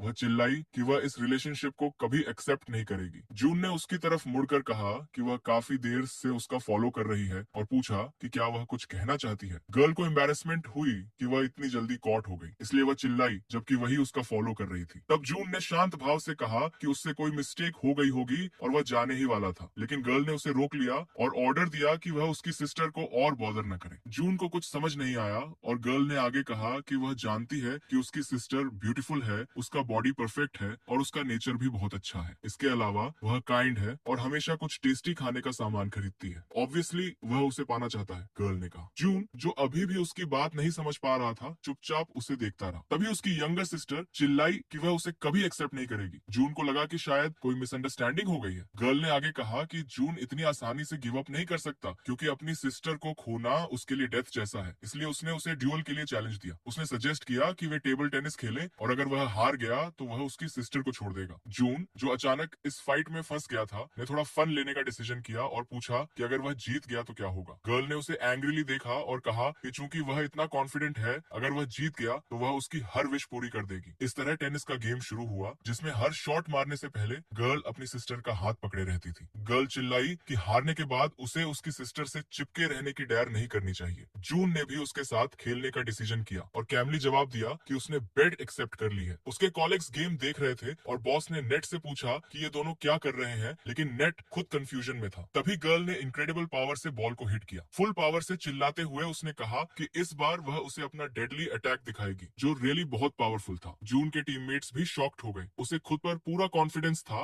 और उसे लगा कि डिस्ट्रिक्ट कंपटीशन में फर्स्ट पोजीशन अचीव करने के बाद शायद वह उसका सामना नहीं कर पाएगा। लेकिन उसने एक बात पर ध्यान नहीं दिया, जून जीतने के लिए डिटरमिन्ड था, इसलिए फेरेट अंकल ने अपनी कैजुअल एनर्जी को प्रोफेशनल एनर्जी में ट्रांसफॉर्म कर दिया। जून ने एफर्टलेसली एक डिफिकल्ट बॉल कॉट की और उसे और भी अधिक पावरफुल फोर्स से हिट मारा। चेस के चैंपियन से चेस नहीं खेलना चाहिए, और बेशक जून ने उसे उसे इजीली डिफीटेड कर दिया। सिस्टर सैड होकर टेबल पर ले हो गई और रिपीटेडली कहती रही कि यह इम्पॉसिबल है और जून ने उससे क्वेश्चन किया। उसने स्टेटेड किया कि अगर वह लॉस्ट हो गई तो वह कुछ भी करेगी। गर्ल कंसर्न हो गई और बोली कि वह कुछ भी एग्जीक्यूट करेगी। तो क्या वह उसकी सिस्टर को रिलीज कर सकता है? यंगर गर्ल लूजिंग के बाद भी अपनी एल्डर सिस्टर की प्रोटेक्टेड करती रही। जून ने रिस्पॉन्डेड किया कि केट बहुत अडोरेबल पर्सन है, इसलिए वह ऐसा नहीं कर सकता। गर्ल ने सैड होकर स्टेटेड किया कि कुछ नहीं किया जा सकता, बेट तो बेट होती है और प्रॉमिस फुलफिल करना पड़ता है। फिर वह येल्ड कि वह इस फैक्ट को इग्नोर कर देगी कि वह उसकी सिस्टर के साथ डेटिंग कर रहा है, लेकिन वह कभी मैरिज नहीं कर सकती। ये हियरिंग करके तीनों मैन एस्टॉनिश्ड हो गए। जून ने इंक्वायर्ड किया कि वह किसके साथ डेटिंग कर रहा है। गर्ल ने रिप्लाई किया कि वह उसकी सिस्टर के साथ डेटिंग कर रहा है। बॉस, जो अभी भी इंटॉक्सिकेटेड था, बोला कि यह ट्रूथ नहीं है। जून ने रिस्पॉन्डेड किया कि अपीयर्स कोई मिसअंडरस्टैंडिंग हो गई है और स्टेटेड किया कि वह हंटर केट के साथ कभी डेटिंग नहीं करेगा। लेकिन गर्ल ने उसकी स्टेटमेंट पर बिलीव नहीं किया और उस पर स्क्रीमिंग करते हुए कहा कि लाई मत बोलो, और मेंशन किया कि उसने अपनी सिस्टर से अपने लव का कन्फेशन भी किया है। लगता है रोमियो को कॉम्प्रिहेंड नहीं आ रहा कि गर्ल क्या स्टेटिंग कर रही है। मेरी सिस्टर किसी ऐसे रोमांटिक सीन के बारे में टॉक करने लगी जो कभी अकर्ड ही नहीं था। जून ने साइड और स्टेटेड किया कि हंटर केट ने उसकी स्टेटमेंट्स को अपने डिस्क्रेशन से इंटरप्रेटेड किया था। गर्ल सरप्राइज्ड होकर बोली कि उसने ऐसा क्यों मेंशन किया कि वह उसे रिलीज नहीं कर सकता। जून ने एक्सप्लेन किया कि चूंकि हंटर केट उनके मेयर ऑफिस के लिए एक इनवैल्यूएबल टैलेंट है, इसलिए उसने ऐसा स्टेटेड किया कि वह उसे डिपार्ट नहीं कर सकता। फिर जून ने रैकेट टेबल पर पोजीशन कर दिया और स्टेटेड किया कि कुछ और एसेंशियल टास्क है। उसने मेंशन किया कि वह कुछ भी एग्जीक्यूट करेगी। तब गर्ल बहुत वरीड हो गई। सीरियस फेस के साथ गर्ल मीट फ्राई कर रही थी। उसने जून से क्वेश्चन किया कि वह मीट क्यों फ्राई कर रही है। जून ने इरिटेशन से लो वॉइस में स्टेटेड किया, उसके जैसी ब्यूटीफुल गर्ल से बेट विक्ट्री करना और उसे बस यही वर्क असाइन करना फूलिशनेस है। जून ने ऑब्जर्व किया कि वह डिस्ट्रैक्टेड है और उसके प्रॉक्सिमिटी अप्रोच करके लो वॉइस में बोली, वर्क ने उसे केयरलेसनेस न करने का कमांडेड है। गर्ल ने स्टेटेड किया कि उसे लगभग हार्ट अटैक आ गया था। फिर जून ने इंक्वायर्ड किया कि किसकी फॉल्ट है, कौन लेजी हो रहा है। फिर जून ने बॉक्सेस की ओर इंडिकेटेड किया और उसे बस के अहेड पड़े उन बॉक्सेस को फेच करने को कहा। उसने मेंशन किया कि बारबेक्यू की प्रिपरेशंस कंप्लीट हो चुकी हैं, इसलिए उन्हें बस आइटम्स ट्रांसपोर्ट करना है। Statement concluded. लीना ने कंप्लेंट किया कि वहाँ बहुत न्यूमरस इंडिविजुअल्स हैं। जून ने रिस्पॉन्डेड किया कि उसे वरी करने की नेसेसिटी नहीं है, जैसे ही वह इनिशिएट करेगी वह रैपिडली सब मैनेज कर लेगी। फिर लीना ने अपनी स्ट्रेटेजी मॉडिफाई करने का डिसाइडेड किया। अपने चार्म का यूटिलाइजिंग करते हुए उसने उसे ब्रदर कहकर एड्रेस किया और स्टेटेड किया कि वह फिजिकली थोड़ी वीक है और इस लोकेशन को अरेंज करने की ऑफर्ड की। लेकिन जून ने उसकी ट्रिक पर बिलीव नहीं किया। उसने गर्ल को कोल्ड गेज से ऑब्जर्व किया और कोई रिस्पॉन्स नहीं दिया। ऐसी रिएक्शन ऑब्जर्व करके लीना फ्राइटेंड हो गई और स्क्रीमिंग करते हुए फ्लड गई कि वह इंस्टेंटली सारे बॉक्सेस ट्रांसपोर्ट कराएगी। जून उसकी रिएक्शन पर बस लाफ्ट पड़ा। उसने कॉन्टेम्पलेटेड किया कि लीना कितनी चीयरफुल और लाइवली है और वह और जिल डेफिनेटली फ्रेंड्स ट्रांसफॉर्म हो जाएंगी। फाइनली इवनिंग को पार्टी इनिशिएटेड हुई। सब इंडिविजुअल्स मीट कंज्यूम कर रहे थे, ड्रिंकिंग कर रहे थे और एक दूसरे से कॉन्वर्सेशंस कर रहे थे। उस मैन ने अपना ग्लास एलिवेटेड किया और स्टेटेड किया कि ईयर के इनिशियल 6 मंथ्स में हम सब ने खूब लेबर की है और आज के डे आप सब वर्क फॉरगेट करके हॉलीडे का एंजॉयमेंट ले सकते हैं। चीफ और नेट ने भी अपने बियर के मग्स एलिवेटेड किए और हार्डवर्क के बाद रिलैक्सेशन से सीटेड होकर हैप्पीली ड्रैंक। फिर बॉस ने बेट प्रपोज करने को कहा और क्वेश्चन किया कि उन्हें क्या अपीयर्स होता है कि ये दोनों मैरिज करेंगे, जिस पर नेट ने क्लियरली रिस्पॉन्डेड किया कि वह बेट लगाएगा कि उनकी मैरिज नहीं होगी। बॉस ने इंक्वायर्ड किया कि उसकी करेज कैसे हुई ऐसी स्टेटमेंट मेंशन करने की। ये ऑब्जर्विंग करके नेट ने स्टेटेड किया कि जून में कोई इमोशन नहीं है और क्वेश्चन किया कि वन साइडेड लव से भला क्या ट्रांसपायर हो सकता है। तब बॉस ने सैड होकर मेंशन किया कि वह तो इन दोनों की मैरिज विटनेस करना चाहता है। उसने ये स्टेटमेंट तब मेंशन की जब वह केट को जून को किसिंग करते हुए ऑब्जर्व कर रहा था, जिसे जून ने डिस्टेंट पुश्ड कर दिया। फिर जून ने अपने एक कॉलीग से इंक्वायर्ड किया कि क्या वह केट को उसके चेंबर तक एस्कॉर्ट कर सकती है, क्योंकि उसने बहुत एक्सेसिव कंज्यूम कर लिया है। गर्ल ने रिप्लाइड किया कि बस में भी यही कंडीशन था, क्योंकि वह अल्कोहल टॉलरेट नहीं कर पाती और उसे चेंबर तक ट्रांसपोर्ट करने के लिए अग्रीड हो गई। जब केट को चेंबर में एस्कॉर्टेड किया गया तो लीना अराइव्ड और बैकवर्ड टर्न करके जून से क्वेश्चन किया कि उसकी सिस्टर कहाँ डिपार्टेड हो गई है। जून ने रिस्पॉन्डेड किया कि केट एग्जॉस्टेड अपीयर हो रही थी, इसलिए उसे चेंबर में एस्कॉर्ट करके रेस्ट कराया गया। लीना ने आईब्राउज रेज्ड करके इंक्वायर्ड किया कि क्या वह स्वयं उसे चेंबर में एस्कॉर्ट किया था। लीना ने टेबल पर मीट का एक फ्रैगमेंट पोजीशन किया और स्टेटेड किया कि सरप्राइजिंग है कि जून ने डिसेंट व्यवहार किया। जून ने थोड़ा हेजिटेंटली उसके बारे में ऐसा कॉन्टेम्पलेटिंग करने के लिए थैंक दिया। फिर लीना ने मेंशन किया कि उसे अपीयर्स होता है कि वह उसे 5 पॉइंट्स ग्रांट कर सकती है। जून ने क्वेश्चन किया कि अब उसके पोजेशन में कितने पॉइंट्स हैं और लीना ने डायरेक्टली रिप्लाइड किया -95। फिर लीना ने अल्कोहल की टुवर्ड्स ऑब्जर्व किया और इंक्वायर्ड किया कि क्या अल्कोहल का फ्लेवर प्लेजेंट है। जून ने रिस्पॉन्डेड किया कि उससे कि नहीं अवेयरनेस है और शायद उसे कोला ज्यादा प्रिफर्ड है। इससे लीना को रेज आ गया और उसने इरिटेशन से क्वेश्चन किया कि क्या वह अब उसके साथ चाइल्ड जैसा बिहेवियर कर रहा है। जून को उसका रेज कॉम्प्रिहेंड नहीं आया और उसने रिप्लाइड किया कि वह एडल्ट नहीं है। वह स्टूड हो गई और क्वेश्चन अपना वर्क डेडिकेशन से एग्जीक्यूटिंग करना, कंज्यूमिंग ड्रिंकिंग और एग्जिस्टिंग करना, क्या यही एक एडल्ट होने का इम्प्लाइज नहीं है। लीना ने स्टेटेड किया कि इस मैटर में वह पहले से ऑलरेडी एडल्ट है और ये स्टेटिंग करते हुए उसने एक ग्लास बियर एक्वायर्ड की और कंज्यूम्ड की और इंस्टेंटली ही उसे इंटॉक्सिकेशन असेंडेड हो गया। एक एसाइप से ही उसे नोजिया जैसा सेंस्ड हुआ और उसने क्वेश्चन किया कि उसे ऐसी एंटिटी क्यों कंज्यूम करनी चाहिए। ऐसा अपीयर्स होता है कि बियर के उस स्मॉल सिप ने ही उसे इंटॉक्सिकेटेड कर दिया था। वह रोटेटेड और स्टैगरिंग स्टेप्स से डिपार्टेड, ये स्टेटिंग करते हुए कि चूंकि वह अडल्ट है इसलिए उसे अपना टास्क स्वयं मैनेज करना चाहिए। बॉस ने जून से इंक्वायर्ड किया कि क्या वह उसे उसके चेम्बर में न एस्कॉर्ट करे। जून ने रिस्पॉन्डेड किया कि यह उसका रेजिडेंस है इसलिए कुछ नहीं ट्रांसपायर होगा। इसी मीनवाइल लियोन इधर उधर स्टैगरिंग करते हुए डिपार्टेड और स्टेटिंग लगी कि उसे ऐसा बॉय क्यों प्रिफर्ड है। वह फ्रीक्वेंटली सिर्फ इसी बॉय के बारे में टॉक करती है। केट फ्रीक्वेंटली लीना को इन्फॉर्म करती थी कि कैसे जून ने ट्रबल में उसकी असिस्टेड की थी और ऑल्टरनेटिव इंसिडेंट्स के बारे में भी। जब लीना ने इनिशियली अपनी सिस्टर से उसके बारे में हर्ड किया तो उसने कॉन्टेम्पलेटेड किया कि वह कोई कनिंग और इविल पर्सन है जो उसे हार्म इन्फ्लिक्ट करने की अटेम्प्टिंग कर रहा है, लेकिन सब्सिक्वेंटली रिवील्ड हुआ कि वह उतना टेरिबल नहीं था जितना उसने प्रिज्यूम्ड किया था। लीना अपने थॉट्स में इतनी अब्सॉर्ब थी कि उसे अवेयरनेस ही नहीं हुआ कि वह रिफ्ट के प्रॉक्सिमिटी सीटेड हो गई है। सडनली उसे इंटीरियर पुलेट कर लिया गया। रिफ्ट में एंटर करने वाले एप्लीकेंट्स की क्वांटिटी 3 है। रिवील्ड हुआ कि रेगुलेशंस में एक कंडीशन है जो रिफ्ट से एक्सटीरियर इमर्ज होने पर रिस्ट्रिक्शन इम्पोज करती है, इसलिए लीना वापस नहीं रिटर्न कर सकती। लेकिन लीना फिर भी अपनी डायमेंशन में प्रोसीड करने की अटेम्प्टिंग कर रही थी, तभी एक जिगैंटिक मॉन्स्टर मैनिफेस्टेड हुआ और उस पर असॉल्ट एग्जीक्यूट करने ही वाला था। लीना ने रिकॉल करने की अटेम्प्टेड की कि डेंजर की सिचुएशन में उसकी सिस्टर ने उसे क्या एग्जीक्यूट करने को इंस्ट्रक्टेड था, लेकिन अनफॉर्चुनेटली उसे कुछ भी रिमेम्बर्ड नहीं आया। लीना को बस इतना रिकॉल था कि जून ने उसकी सिस्टर को रेस्क्यूड किया था। जब मॉन्स्टर ने अपनी एक्स स्वंग की तो उसने अपनी आईज क्लोज कर ली, लेकिन पेन सेंस न होने पर उसने आईज ओपन कर ली। फॉर्चुनेटली जून ने स्ट्रेंज एनर्जी को सेंस्ड किया और इन्वेस्टिगेट करने का डिसाइडेड किया और टाइमली अराइवल करके लीना को सेव्ड कर लिया। लीना ने इंक्वायर्ड किया कि वह यहाँ कैसे अराइव्ड हो गया। जून ने उसकी ओर ऑब्जर्व किया और कॉन्टेम्पलेटेड किया कि रिफ्ट की क्लियरेंस करते समय उसे यहाँ अबैंडन करना डेंजरस होगा। उसने अपोलोजाइज, माफी मांगी और लीना को अपने शोल्डर पर लिफ्टेड कर लिया। ऑब्वियसली लीना स्क्रीमिंग लगी। उसने उसे क्यों एलिवेटेड किया। जून ने क्वेश्चन किया कि क्या वह होम नहीं जाना डिजायर करती। लीना ने रिस्पॉन्डेड किया कि मैटर यह नहीं है। फिर जून ने उसे जितना हो सके फर्मली ग्रिप करने को कहा। लीना को जून की स्टेटमेंट कॉम्प्रिहेंड करने का ड्यूरेशन ही नहीं मिला और वह रैपिडली नीचे डिसेंडिंग लगी। जंपिंग करते समय लीना ने जून से हॉल्ट करने को कहा, लेकिन जून ने एग्जॉस्टेड टोन में स्टेटेड किया कि उसे पेशेंस मेंटेन करना चाहिए। लीना ने मेंशन किया कि अहेड केव के मल्टीपल मॉन्स्टर्स हैं और स्क्रीमिंग लगी कि वे डेफिनेटली पेरिश हो जाएंगे। ऑब्वियसली इससे जून जरा भी इंटिमिडेटेड नहीं हुआ। उसने स्टेटेड किया कि उसे वरी करने की नेसेसिटी नहीं है और वह रैपिडली इन मॉन्स्टर्स का एलिमिनेशन कर देगा। लीना अब भी फ्राइटेंड थी और जून की स्टेटमेंट को रिपीटेडली करती रही। लीना ने मेंशन किया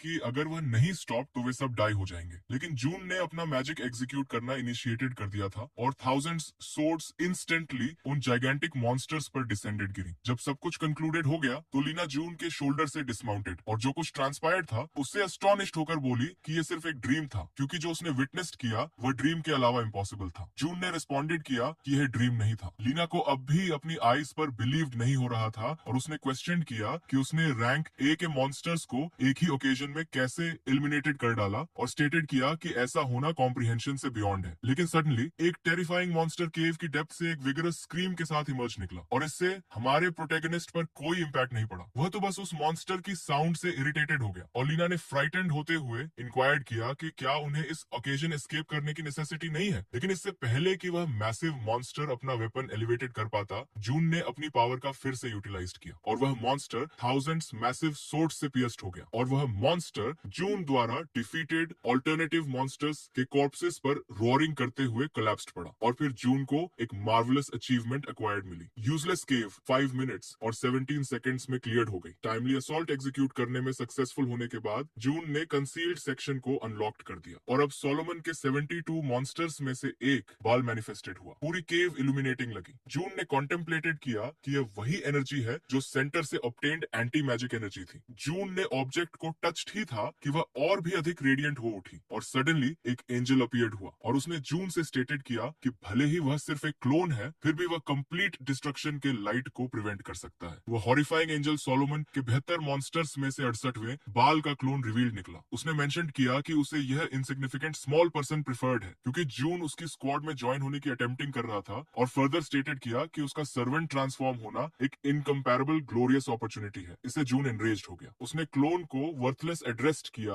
और क्वेश्चन किया कि उसने उसे किसके लिए वर्क करने को इंस्ट्रक्टेड है। ऑब्वियसली जून बहुत फ्यूरियस था। चूंकि उसकी पावर ने हलबुस्का को इंटिमिडेटेड कर दिया था, इसलिए उसे रियलाइज हुआ कि जून में कम से कम उसके बॉडी को एक्सट्रैक्ट करने की स्ट्रेंथ तो है ही, और ऐसा ही ट्रांसपायर्ड हुआ। एंजल के हॉल्ट करने के रिक्वेस्ट के डिस्पाइट जून ने उसे अपने मैजिक से इनक्लोज कर लिया। लीना बहुत एस्टॉनिश थी। उसने इंक्वायर्ड किया कि वह एक्चुअली कौन है। जून ने जोकिंगली स्टेटेड किया कि वह एक गवर्नमेंट एम्प्लॉई है। लीना ने उसे नॉनसेंस सीज करने को कहा। जून ने रिस्पॉन्डेड किया कि ये ट्रूली ट्रूथ है और यहाँ से डिपार्ट कर जाने का सजेस्टेड दिया। लीना उसके बिहाइंड परस्यूड और स्टेटेड किया कि डिपार्टिंग से पहले वह कुछ मेंशन करना डिजायर्स है। लीना ने मेंशन किया कि चाहे वह स्पेशल फोर्सेस का हो या कोई कंसील्ड हीरो, उसे उसका ग्रेटिट्यूड एक्सप्रेस करना चाहिए। फिर जून का थैंक इट किया जिसने उसे रेस्क्यूड किया था। जून स्माइल्ड और बोली कि उसका सडनली ट्रांसफॉर्म्ड एटीट्यूड कुछ पेक्यूलियर है और उसने सजेस्टेड किया कि वह हमेशा की तरह बिहेव करे। लीना ने स्टेटेड किया कि उसे इंडिफरेंट होने का प्रिटेंड करने की नेसेसिटी नहीं है और क्वेश्चन किया कि क्या वह जेन्युइनली उसकी सिस्टर से अप्रिशिएशन ऑब्टेन करने के लिए उसे रेस्क्यूइंग आई थी। लेकिन जून ने रिस्पॉन्डेड किया कि नहीं और मेंशन किया कि अगर वह नहीं होती तो बारबेक्यू के बाद क्लीन अप कौन एग्जीक्यूट करता। नेचुरली इस रिस्पॉन्स से लीना और भी फ्यूरियस हो गई। वह इरिटेटेड होने लगी, लेकिन जून ने रिप्लाइड किया कि उसने प्रॉमिस्ड किया था कि वह डिपार्टेड कर जाएगी। इसी मीनवाइल बिलियल के पैलेस के सेंटर में ऑथेंटिक बिलियल सीटेड था। वह रेटिंग्स पेरूजिंग कर रहा था। वह एस्टोनिश्ड था कि ट्यूटोरियल की कभी ना ट्रांसफॉर्मिंग वाली रेटिंग्स सडनली मॉडिफाइड हो गई। इसके अलावा यह इनिशियल ओकेजन था कि पर्पल से सुपीरियर की रैंक वाला कोई मैनिफेस्टेड दिखाई दिया था और इम्प्लेहैम डेफिनेटली अपनी प्रिपरेशंस कर रहा होगा। लेकिन सबसे क्रूशियल बात यह थी कि बिलियल इस फैक्ट से बहुत इनरेज था कि उसने उसके क्लोन को इलिमिनेटिंग करने की करेज की और उसे ये स्टेटमेंट भी डिस्प्लीज नहीं आई कि जून ने उसे हाफ चिकन एड्रेस किया। इससे वो बहुत इंफ्यूरिएटेड हो गया और उसने थ्रेटेंड दी कि वह इस इंसिग्निफिकेंट स्मॉल पर्सन के सारे लिम्स स्वयं शैटर्ड कर देगा। ये एक ऑर्डिनरी सैटरडे की मॉर्निंग थी, सेंटर विजिट करने का डे। ड्रैगन एंथुसियाज्म से टीवी पर ड्रामा ऑब्जर्व कर रहे थे और योजी हैप्पीली स्क्रीमिंग कर रहा था कि ड्रामा की नैरेटिव बहुत एक्सीलेंट है। सडनली जून ने उसके विंग्स ग्रास्प कर लिए और स्टेटेड किया कि उसे टुडे उसके साथ कहीं अकम्पनी करना होगा। योजी ने इरिटेटेड होकर इंक्वायर्ड किया कि वह क्या स्टेटिंग कर रहा है। कैरियल ने योजी को इन्फॉर्म किया कि वह करंटली होम पर ओकेजनली ही ड्यूरेशन स्पेंड कर रहा है, इसलिए मास्टर ने मेंशन किया कि वह उसे सेंटर एस्कॉर्ट करेगा। योजी ने क्वेश्चन किया कि क्या वह उसके साथ सेंटर प्रोसीड कर रहा है। जून स्टेटिंग ही वाला था कि उसका वेट करंटली इंक्रीज हो गया है, लेकिन सडनली योजी की आईज में टीयर्स आ गए और वह जून को ग्रेटिट्यूड एक्सप्रेस करने लगा। वह डांसिंग भी लगा। उसकी रिएक्शन ऑब्जर्व करके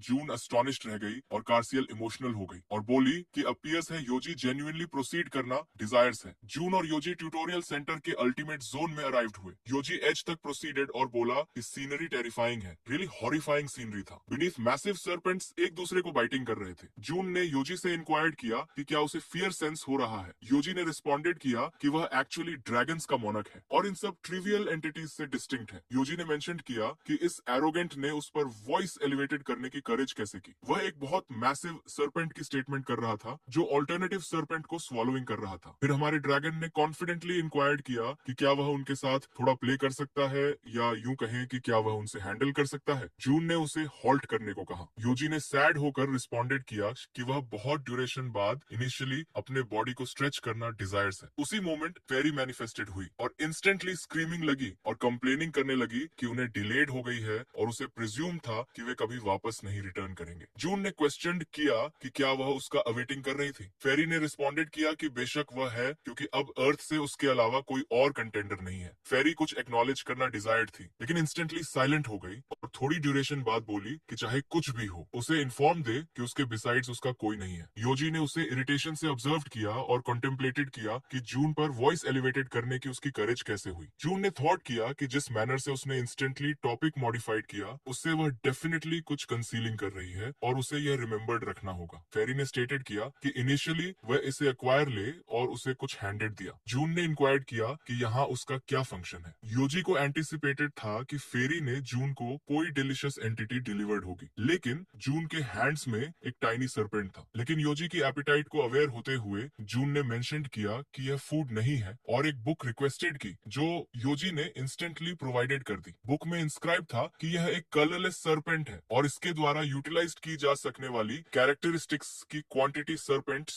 द्वारा ऑब्जॉर्ब्ड जेम्स के शेड पर डिपेंडेंट होती है। फ्री ने क्वेश्चन किया कि जब उन्होंने एनसाइक्लोपीडिया में ऑब्जर्व्ड है तो उन्हें सब कुछ अवेयर है, और स्टेटिंग लगी कि प्रेशियस स्टोन्स को सीक्वेंस से ऑब्जॉर्ब करना होगा। ऑब्वियसली वह प्रीवियस ओकेजन की स्टेटमेंट से अभी भी इरिटेटेड थी। जून ने रिस्पॉन्डेड किया कि वह उन्हें अक्वायर करने जाएगा और उसे यहीं रिमेन करने देगा। फेरी ने एंथुजियाज्म से स्टेटेड किया कि वह सर्टेनली यह टास्क एग्जीक्यूट कर सकता है। फेरी की स्टेटमेंट इग्नोरिंग करते हुए वे रॉक से लीप्ड गए और जून ने योजी को शेड के अकॉर्डिंग सरपेंट से प्रेशियस स्टोन्स कलेक्ट करने का कमांडेड दिया। योजी ने जरा भी हेजिटेशन नहीं किया, वह इंस्टेंटली उन सरपेंट्स पर जंप पड़ा जो ऐसे गेस्ट्स की एंटिसिपेटेड नहीं कर रहे थे। जून को वंडर्ड हुआ कि क्या योजी बहुत प्रोलॉन्ग्ड ड्यूरेशन से होम पर सीटेड था। जून ने कॉन्टेम्पलेटेड किया कि थोड़ी ड्यूरेशन स्ट्रोल करने से उसे कोई हार्म नहीं होगा। ऑब्वियसली स्ट्रोल करने से उसका यही इम्प्लाइड था। योजी सरपेंट से कॉम्बैट करने का एंजॉयमेंट ले रहा था। फिर जून ने होम अराइव करते ही पेट ओनर कैसे बने नेम की एक बुक परचेस करने का डिसाइडेड किया और अडोरेबल योजी डिलाइटेड हो गया। उसने सारे स्टोन्स कलेक्टेड कर लिए और जून से इंक्वायर्ड किया कि क्या ये एडिक्वेट है। जून ने योजी की प्रेज्ड की और योजी ने प्राउडली स्टेटेड किया कि यह कुछ भी नहीं है। जून सरपेंट को पेबल्स फीड करने लगा। फिर उसने क्वेश्चन किया कि क्या कोई ऑल्टरनेटिव सरपेंट है। योजी ने रिस्पॉन्डेड किया नहीं, लेकिन जून ने फिर भी स्वयं प्रोसीड करके ऑब्जर्व करने का डिसाइडेड किया और इरेक्टेड खड़ा हुआ।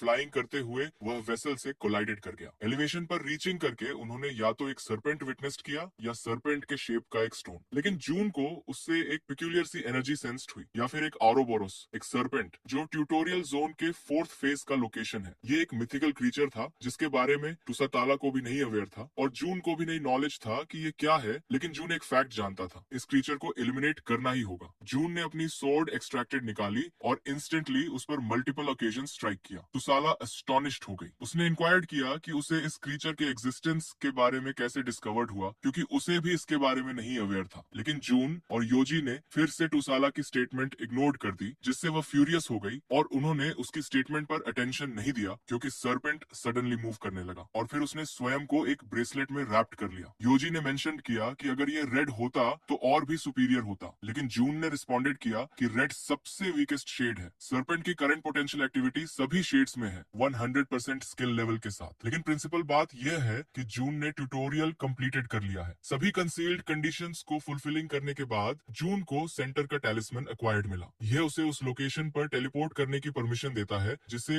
वह रिकॉर्ड करता था। योजी ने थोड़ी एम्बेरसमेंट से स्टेटेड किया कि उसने कॉन्टेम्पलेटेड किया था कि टुडे उसने एक सिग्निफिकेंट टास्क में प्रॉपर परफॉर्मेंस किया है, इसलिए उसने थॉट किया कि वह फिर से उस रेस्टोरेंट में बीफ कंज्यूम करने प्रोसीड कर सकता है। सडनली एक साउंड आई। योजी ने प्रिज्यूम किया कि यह जून है और मेंशन किया कि उसने तो बस वहां प्रोसीडिंग का सजेस्टेड किया था। जून ने रिस्पॉन्डेड किया कि यह वह नहीं था, कमोशन करने का कोई इम्प्लीकेशन नहीं है, लेकिन अब इस अर्थक्वेक से हैंडल करना एसेंशियल है। सडनली एक मैसिव ब्लैक होल मैनिफेस्टेड हुआ और उसमें से इलोंगेटेड रेड स्मोक इमर्ज होने लगा। सडनली फेरी ने अपना टोन मॉडिफाइड कर दिया और सेंटर की इनिशियल फ्लोर का एंट्रेंस अनलॉक करने के लिए जून को कॉन्ग्रेचुलेटेड दी। योजी ने जोकिंगली स्टेटेड किया कि फेरी ने मास्टर को कॉम्बैट करते हुए ऑब्जर्व करके कॉन्टेम्पलेटेड किया कि अगर उसने प्रिटेंस किया तो उसका गेम कंक्लूडेड हो जाएगा, इसलिए उसने अपना बिहेवियर ट्रांसफॉर्म करने का डिसाइडेड किया। तुसाला फिर से एनरेज्ड हो गई और स्क्रीमिंग लगी कि स्टेटमेंट ये नहीं है, ये तो सिर्फ उन इंडिविजुअल्स के लिए एक फॉर्मेलिटी है जिन्होंने ट्यूटोरियल कंप्लीटेड कर लिया है, इसलिए प्रिटेंस करने की कोई नेसेसिटी नहीं है। जून ने इंक्वायर्ड किया कि क्या उसे इस ओकेजन भी एक वीक बाद अराइव करना चाहिए, लेकिन फेरी योजी को टीज करने में एंगेज थी। फिर वह काल्म्ड हुई और बोली कि ट्यूटोरियल के मैटर में ये एसेंशियल नहीं है, ये ऑल्टरनेटिव डायमेंशंस के एप्लीकेंट्स से कन्फ्रंटेशन से प्रिवेंटिंग करने के लिए एग्जीक्यूटेड गया है और सेंटर के ग्राउंड फ्लोर से इनिशिएटिंग होकर वह सभी डिमेंशंस के चैलेंजर्स के साथ को एग्जिस्टेंस में एग्जिस्ट करेगा। जून ने क्वेश्चन किया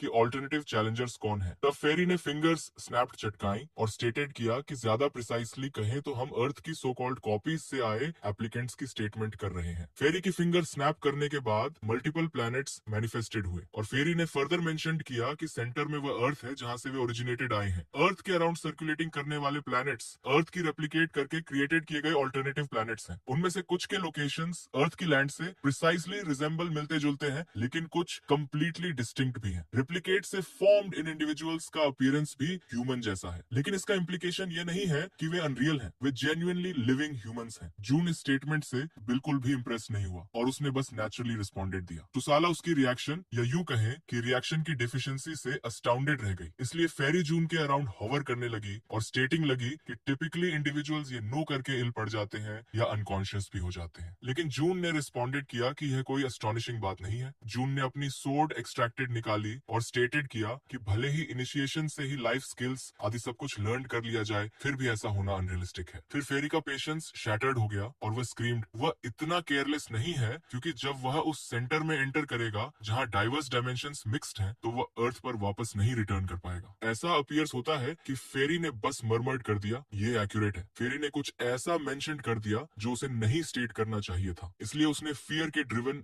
जल्दी से अपना माउथ क्लोज कर लिया। जून ने ट्रैंक्विल एक्सप्रेशन से इंक्वायर्ड किया कि क्या वह वापस नहीं रिटर्न कर सकता, और योजी फियर के ड्रिवन स्क्रीमिंग लगा कि वह अब डिलिशियस चिकन नहीं कंज्यूम कर पाएगा। फेरी स्वयं को कर्स करने लगी। मेंटली उसने स्टेटेड किया कि वह इंसेन हो गई है क्योंकि वही सोल ऐसा पर्सन है जो सिसिलिया को रेस्क्यू कर सकता है और जो अब सेंटर में प्रोसीड करेगा। योजी जून के शोल्डर पर हेड पोजीशन करके सैड हो गया। तुसाला भी सॉरोफुल होकर स्वयं को कर्स करने लगी और केवल जून ही काल्म एक्सप्रेशन से उन्हें ऑब्जर्व करता रहा, यह न कॉम्प्रिहेंडिंग करते हुए कि फेरी सडनली मेलनकॉलिक क्यों हो गई। जून ट्रैंक्विल था क्योंकि उसके पोजेशन में एक टैलिस्मैन था जो उसे उस लोकेशन पर वापस टेलीपोर्ट होने की परमिशन देता था जिसे वह रिकॉर्ड करता था। लेकिन फेरी को नहीं अवेयर था कि उसके पोजेशन में टैलिस्मैन है। लेकिन योजी को टैलिस्मैन के बारे में अवेयर होना चाहिए था, लेकिन ऑब्वियसली वह बहुत एक्सेसिव स्पाइसी चिकन न कंज्यूम कर पाने की रीजन से योजी इतना डिस्ट्रेस था कि वह इसके बारे में कंप्लीटली फॉरगॉट ही गया था। योजी ने जून से वहां न प्रोसीड करने को कहा क्योंकि फिर वे स्ट्यू नहीं कंज्यूम कर पाएंगे। जून ने उसके हेड पर हैंड स्ट्रोक किया और स्टेटेड किया कि उसे वरी करने की नेसेसिटी नहीं है। योजी ने इंस्टेंटली जॉय से इंक्वायर्ड किया कि क्या इसका इम्प्लीकेशन यह है कि वे वहां नहीं प्रोसीड करेंगे, लेकिन जून ने स्माइलिंग करते हुए रिस्पॉन्डेड किया कि वे प्रोसीड करेंगे। फिर योजी सर्कुलरली घूमने लगा और स्क्रीमिंग लगा कि वह नहीं जाना डिजायर करता और उसने मेंशन किया कि उसे लॉयर समन कर ले। फिर जून टुसाला की ओर रोटेटेड और स्टेटेड किया कि वह सून ही रिटर्न आ जाएगा। फिर वह इंस्टेंटली डिसेंडिंग लगा, योजी को भी अपने साथ ट्रांसपोर्टेड कर गया और फेरी स्क्रीम्ड कि उसने मेंशन था कि वह वापस नहीं रिटर्न कर सकता, और सडनली उसे रियलाइज्ड हुआ कि उसे अभी तक कुछ भी एक्सप्लेन करने का ड्यूरेशन नहीं मिला था। फिर उसने जून को स्कोल्डेड किया। उसने उसे स्टेटेड किया कि वह हेस्टिली कोई टास्क ना एग्जीक्यूट करे। वे थोड़ी ड्यूरेशन तक डिसेंडिंग करते रहे और योजी कंटिन्यूअसली स्क्रीमिंग करता रहा। जून योजी से स्टेटिंग रहा कि वह बहुत नॉइस कर रहा है और उसे साइलेंट रिमेन करना चाहिए, और योजी स्क्रीमिंग करता रहा कि वे कितनी ड्यूरेशन और डिसेंड करेंगे। जून ने रिस्पॉन्डेड किया कि वे अप्रोक्सीमेटली अराइव्ड हो गए हैं। तभी एक नोटिफिकेशन अपीयर्ड हुई, यूटिलाइजेशन में आने वाली स्टेटस विंडो ब्लॉक्ड। सेंटर में यूटिलाइजेशन के लिए स्टेटस विंडो एक्टिवेटेड हो गई। जून के हैंड पर फॉर्म्ड सर्पेंट इल्यूमिनेटिंग लगा। जून की एट्रीब्यूट्स उसकी स्टेटस विंडो में विजिबल होंगी। जून को उसके करंट स्टैटिस्टिक्स डिस्प्लेड किए गए और ओरिजिनल स्टेटस विंडो से कंपैरिजन करने पर स्टैटिस्टिक्स सर्टेनली वीकर थे। लेकिन चूंकि यह एक ब्लैक विंडो है, इसलिए एट्रीब्यूट्स सर्टेनली केवल 5 के इक्विवेलेंट नहीं है। जून ने लैंडिंग करते ही कॉन्टेम्पलेटेड किया। योजी एस्टोनिशमेंट से अराउंड ऑब्जर्व करने लगा और इंक्वायरिंग लगा कि वह कहाँ है। जून ने थॉट किया कि चूंकि वे ओपन में है, वह स्किल्स को रजिस्टर्ड कर सकता है। फिर उसने रिंग वॉन पहनी और स्किल्स को रजिस्टर्ड किया। Celestial demon, spiritual technique, pocket watch, weapon, authentic jinn, artifact के इफेक्ट से स्किल की पावर एम्पलीफाइज हो जाती है। जून ने सब्सिक्वेंट के लिए स्किल के लिए एक वेकेंट स्पेस अबैंडन करने का डिसाइडेड किया क्योंकि किसी ने इंक्वायर्ड किया कि क्या कोई न्यू पर्सन 10 इयर्स में इनिशियली अराइव्ड हुआ है। वह मैन सडनली जून के बिहाइंड मैनिफेस्टेड हुआ और स्टेटेड किया कि उसे उससे एनकाउंटर करके डिलाइटेड हुई और उसने अपनी मास्टरी के लेवल के बारे में इन्फॉर्म्ड किया, और जून को कुछ भी कॉम्प्रिहेंडेड नहीं आया। उसने क्वेश्चन किया कि वो मैन क्या स्टेटिंग कर रहा है और इससे वो मैन विजिलेंट हो गया। उसने अपना स्पीयर एक्सट्रैक्टेड निकाला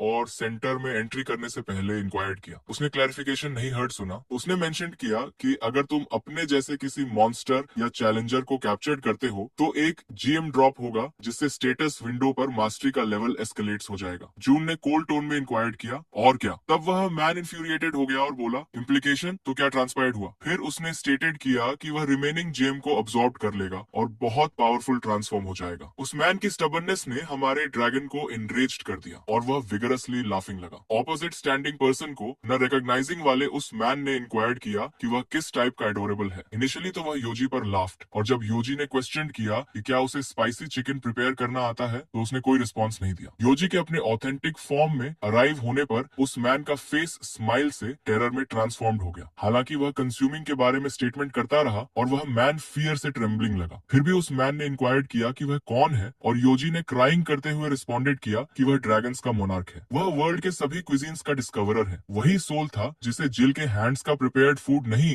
एक्सेस हो पा रहा था और अब उसे किसी स्टेटमेंट का फियर नहीं है। हालांकि वह इस स्टबर्न ह्यूमन को अभी डिवॉर कर जाना डिजायर्स है, लेकिन अगर उसे डिलिशियस फूड प्रिपेयर करना आता है तो वह उसे रिलीज कर देगा। जून स्वयं को रिस्ट्रेंट नहीं कर पाया और उसने अपना टैलिस्मन एक्सट्रैक्टेड निकालकर स्टेटेड किया कि इससे वे होम रिटर्न कर सकते हैं और जिल ने अनाउंस किया कि आज वह ब्रेस्ड रिब्स प्रिपेयर करेगी। योजी इंस्टेंटली क्राइंग स्टॉप करके बोला कि वह उसे ये बात अब भी क्यों रिवील कर रही है। वह अपने क्यूट अंदाज में आ गया और बोला कि उसने थॉट किया था कि वह फिर कभी ब्रेस्ड रिब्स का टेस्ट नहीं एक्सपीरियंस कर पाएगा और बाकी लाइफ घास जैसी स्पिनिच ही कंज्यूम करेगा। जून ने कहा कि वह अंडरस्टैंड करता है और क्वेश्चन कि क्या वे धीरे धीरे वॉकिंग स्टार्ट कर सकते हैं। योजी को कॉम्प्रिहेंड नहीं आया और फिर जून ने आगे एक्सप्लेन्ड कि वह वहाँ प्रेजेंट लोगों की बात कर रहा था। योजी ने टर्न करके रॉक्स की तरफ ऑब्जर्व किया और कहा कि वहाँ कोई नहीं है। फिर जून ने क्वेश्चन किया कि क्या वे ट्रूली अपने कंपेनियन के कैप्चर्ड जाने के डिस्पाइट सामने नहीं इमर्ज होंगे। ऑब्वियसली इस बिहेवियर से जून बहुत फ्यूरियस हो गया। उसने अपनी मैजिकल पावर का यूटिलाइज करना इनिशिएट किया और कहा कि मुरम में यहाँ के सभी हंटर्स आइडेंटिकल हैं। वह आदमी स्केर्ड हो गया और नेचुरल भी था क्योंकि जून ने उसे अपने टेरिफाइंग मैजिक से कंप्लीटली डिस्ट्रॉयड कर दिया। जून के स्टेटमेंट पर रॉक पर कुछ और हंटर्स कंसील्ड हुए थे और जून ने उनके कंपेनियन के साथ जो एग्जीक्यूटेड किया उसे विटनेसिंग करके वे फियर से फ्रोजन हो गए। एक हंटर ने क्वेश्चन किया कि इतनी डिस्टेंस से उसने उन्हें कैसे स्पॉटेड लिया। दूसरे ने रिप्लाई देने के इंस्टेड केवल इतना क्वेश्चन किया कि क्या अब यह नेसेसरी है, इससे पहले कि वह आदमी उसे एस्केप जाने के लिए इंस्ट्रक्ट कर पाता। सडनली एक ब्लैक शैडो ने उसे सराउंडेड कर लिया और उस हंटर को भी अनाइलेटेड कर दिया। फिर रिमेनिंग लोग इमीडिएटली फ्लीइंग लगे और स्क्रीमिंग लगे कि पहली फ्लोर पर केवल रेड स्टेटस विंडो का ही यूसेज किया जा सकता है। तो यहाँ ब्लैक एनर्जी कहाँ से ओरिजिनेटेड आई? एक एक करके जून के मैजिक से सभी हंटर्स पेरिशिंग लगे। उनकी बोन्स तक नहीं सर्वाइव। केवल एक हंटर रिमेनिंग था और तभी जून उसके सामने अपीयर्ड हुआ। उसने क्वेश्चन किया कि क्या उसका हाइड एंड सीक का गेम कंक्लूडेड हो गया है और उसे यह नहीं मेंशन करना चाहिए कि उसने जो मर्डर्स एग्जीक्यूटेड की हैं उनके बाद अब वह फ्राइटेंड हो गया है। वह आदमी नीज के बल कोलैप्स हो पड़ा और बोला कि उसने एक ग्रीवस सिन कमिटेड किया है और फॉरगिवनेस मांगने लगा। क्यों ना हम यूनाइटेड होकर उनके अलायंस में ज्वाइन हो जाएं, उन अनराइचियस लोगों के अलायंस में ब्लड की ओथ लेकर, उस आदमी ने जून को सजेस्टेड किया। सिड ने मिस्टर जून को ब्लडलेस अलायंस में पार्टिसिपेट होने का इन्विटेशन दिया, लेकिन जून ने इंस्टेंटली डिक्लाइन कर दिया। जून एंगर से आउटरेज्ड हो गया। उसे कॉम्प्रिहेंड नहीं आया कि उसे इमीडिएटली रिफ्यूज्ड क्यों कर दिया गया। तभी उसे नोटिफिकेशन मिली कि लॉर्ड को ब्लड अलायंस में इनवाइटेड नहीं किया जा सकता। जून को नहीं अवेयर था कि जून एक लॉर्ड है। जून उसके पास अप्रोच करा और बोला कि ब्लड अलायंस में किसी क्लैन जैसा होगा, लेकिन किसी भी सिचुएशन में उसका उनमें ज्वाइनिंग करने का कोई इंटेंशन नहीं था। आफ्टर ऑल उनके जैसे लोगों से एसोसिएशन करने का मीनिंग है जिल के लिए एक इंफीरियर फादर बनना, जिससे उसे शेम आएगी। इसी मीनवाइल जिल ने सील से क्वेश्चन किया कि आज वो ब्रेस्ड रिब्स के इंस्टेड स्पिनच का सैलेड प्रिपेयर करने जा रही है। जिल ने क्वेश्चन किया कि उसके फादर हर वीकेंड बिजनेस ट्रिप पर कहाँ ट्रेवल करते हैं। सील वरीड हो गया और साइलेंट रहा। फिर उसने जेंटली कहा कि मालिक ने इसे कॉन्फिडेंशियल रखने का ऑर्डर दिया है। तब जिल स्वीट वॉइस में उसके पास अप्रोच हुई और क्वेश्चन किया कि क्या वह उसे थोड़ा रिवील कर सकता है और एक्सप्लेन्ड कि वह ऐसा प्रिटेंड करेगी जैसे उसने कुछ हर्ड ही नहीं। सील ने रिप्लाई दिया कि जून ने मेंशन था कि छोटे मालिक कंसर्न होंगे। जिल ने कहा कि इसका इम्प्लाइज है कि वह ऐसी प्लेस गया है जिसके बारे में अगर उसे डिस्कवर्ड होता तो वह वरीड हो जाती। तब सील जिल के फीट पर कोलैप्स्ड हो पड़ा और कंप्लेनिंग लगा कि यह कितना इनजस्टिस है और वह ऐसे कंक्लूजन्स कैसे डिराइव कर सकती है। जिल टेबल पर सीटेड हो गई और साइड भरी। कार्सेल ने क्वेश्चन किया कि क्या अब वह वरीड नहीं है। जिल ने रिप्लाई दिया कि यह बात मैटर्स नहीं रखती। उसने आंसर दिया कि अब वह बहुत डिलाइटेड है, लेकिन ओकेजनली उसे फियर भी लगता है। ऐसा फील्स होता है कि हैप्पीनेस किसी भी मोमेंट वैनिश हो सकती है। जिल ने मेंशन किया कि जब वह ड्रीम्स में ऑब्जर्व्स करती है कि न तो उसके फादर, न योजी और न ही कार्सेल उसके सराउंडिंग है, तो वह बहुत टेरिफाइड हो जाती है और क्राइंग लगती है। सील बहुत इमोशनल हो गया। वह पॉन्डरिंग रहा कि छोटे मालिक के फेस पर ओकेजनली इतना मेलनकॉलिक एक्सप्रेशन क्यों अपीयर्स होता है। तो यही वह कंसर्न थी जिसकी उसे एंजाइटी थी। तभी कार्सेल ने जिल का हैंड ग्रास्प किया और उससे मेंशन कि वह वरी न करे और अगर वह उसे डिपार्ट करने के लिए भी रिक्वेस्ट करे तो भी वह नहीं लीव करेगा। सडनली जून और योजी रिटर्न आए। जिल ने क्वेश्चन किया कि वे कब अराइव। जून ने रिप्लाई दिया कि वह जस्ट आया है। जिल ने क्वेश्चन किया कि उन्हें इस मैनर सीक्रेटली आने की क्या नेसेसिटी थी। योजी ने रिप्लाई दिया कि वह प्राउडली सामने के एंट्रेंस से इनसाइड आया और जिल ने क्वेश्चन किया कि उसने कब ओवरहर्ड। तब योजी ने भी एक्टिंग करते हुए मेंशन कि जब से उसने ऐसा स्टेटेड है तब से वह समटाइम्स क्राइंग लगती है। मेरी सोल रो रही है, मेरी आईज नहीं, योजी ने कहा और क्रेजीली लाफिंग लगा। उसने जोकिंगली मेंशन कि वह किसी नॉवेल की हेरोइन की तरह बिहेविंग कर रही है। जिल एम्बैरेस्ड हो गई और योजी को हिटिंग लगी। स्क्रीमिंग करते हुए बोली कि उसने ऐसा ऐसा कभी नहीं स्टेटेड। योजी ने अपोलोजाइज्ड मांगी और उसे उधर ऑब्जर्व करने को कहा। मालिक को भी फेल्ट हुआ कि वह ट्रबल्ड है, इसलिए उसने एक लार्ज सा बेड परचेज कर लिया। फिर योजी ने मेंशन्ड कि यून ने यह बेड इसीलिए नहीं बॉट क्योंकि वह क्राइंग थी, बल्कि इसलिए अक्वायर्ड किया क्योंकि हॉर्सेज ओकेजनली टेबल पर स्लीप कर जाते हैं। अब उसने और करिल ने उसके साथ स्लीपिंग करने का डिसाइडेड किया है। योजी ने मेंशन्ड कि वह कंप्लीटली डिसअपॉइंटेड है। ड्रैगन एक ऐसा क्रीचर है जो अपने नेस्ट को अपने एग्जिस्टेंस के इक्विवेलेंट इंपॉर्टेंस देता है। करिल ने मेंशन्ड कि उसके और मालिक के लिए यह होम ऑलरेडी एक नेस्ट ट्रांसफॉर्म हो चुका है। फिर जून ने क्वेश्चन किया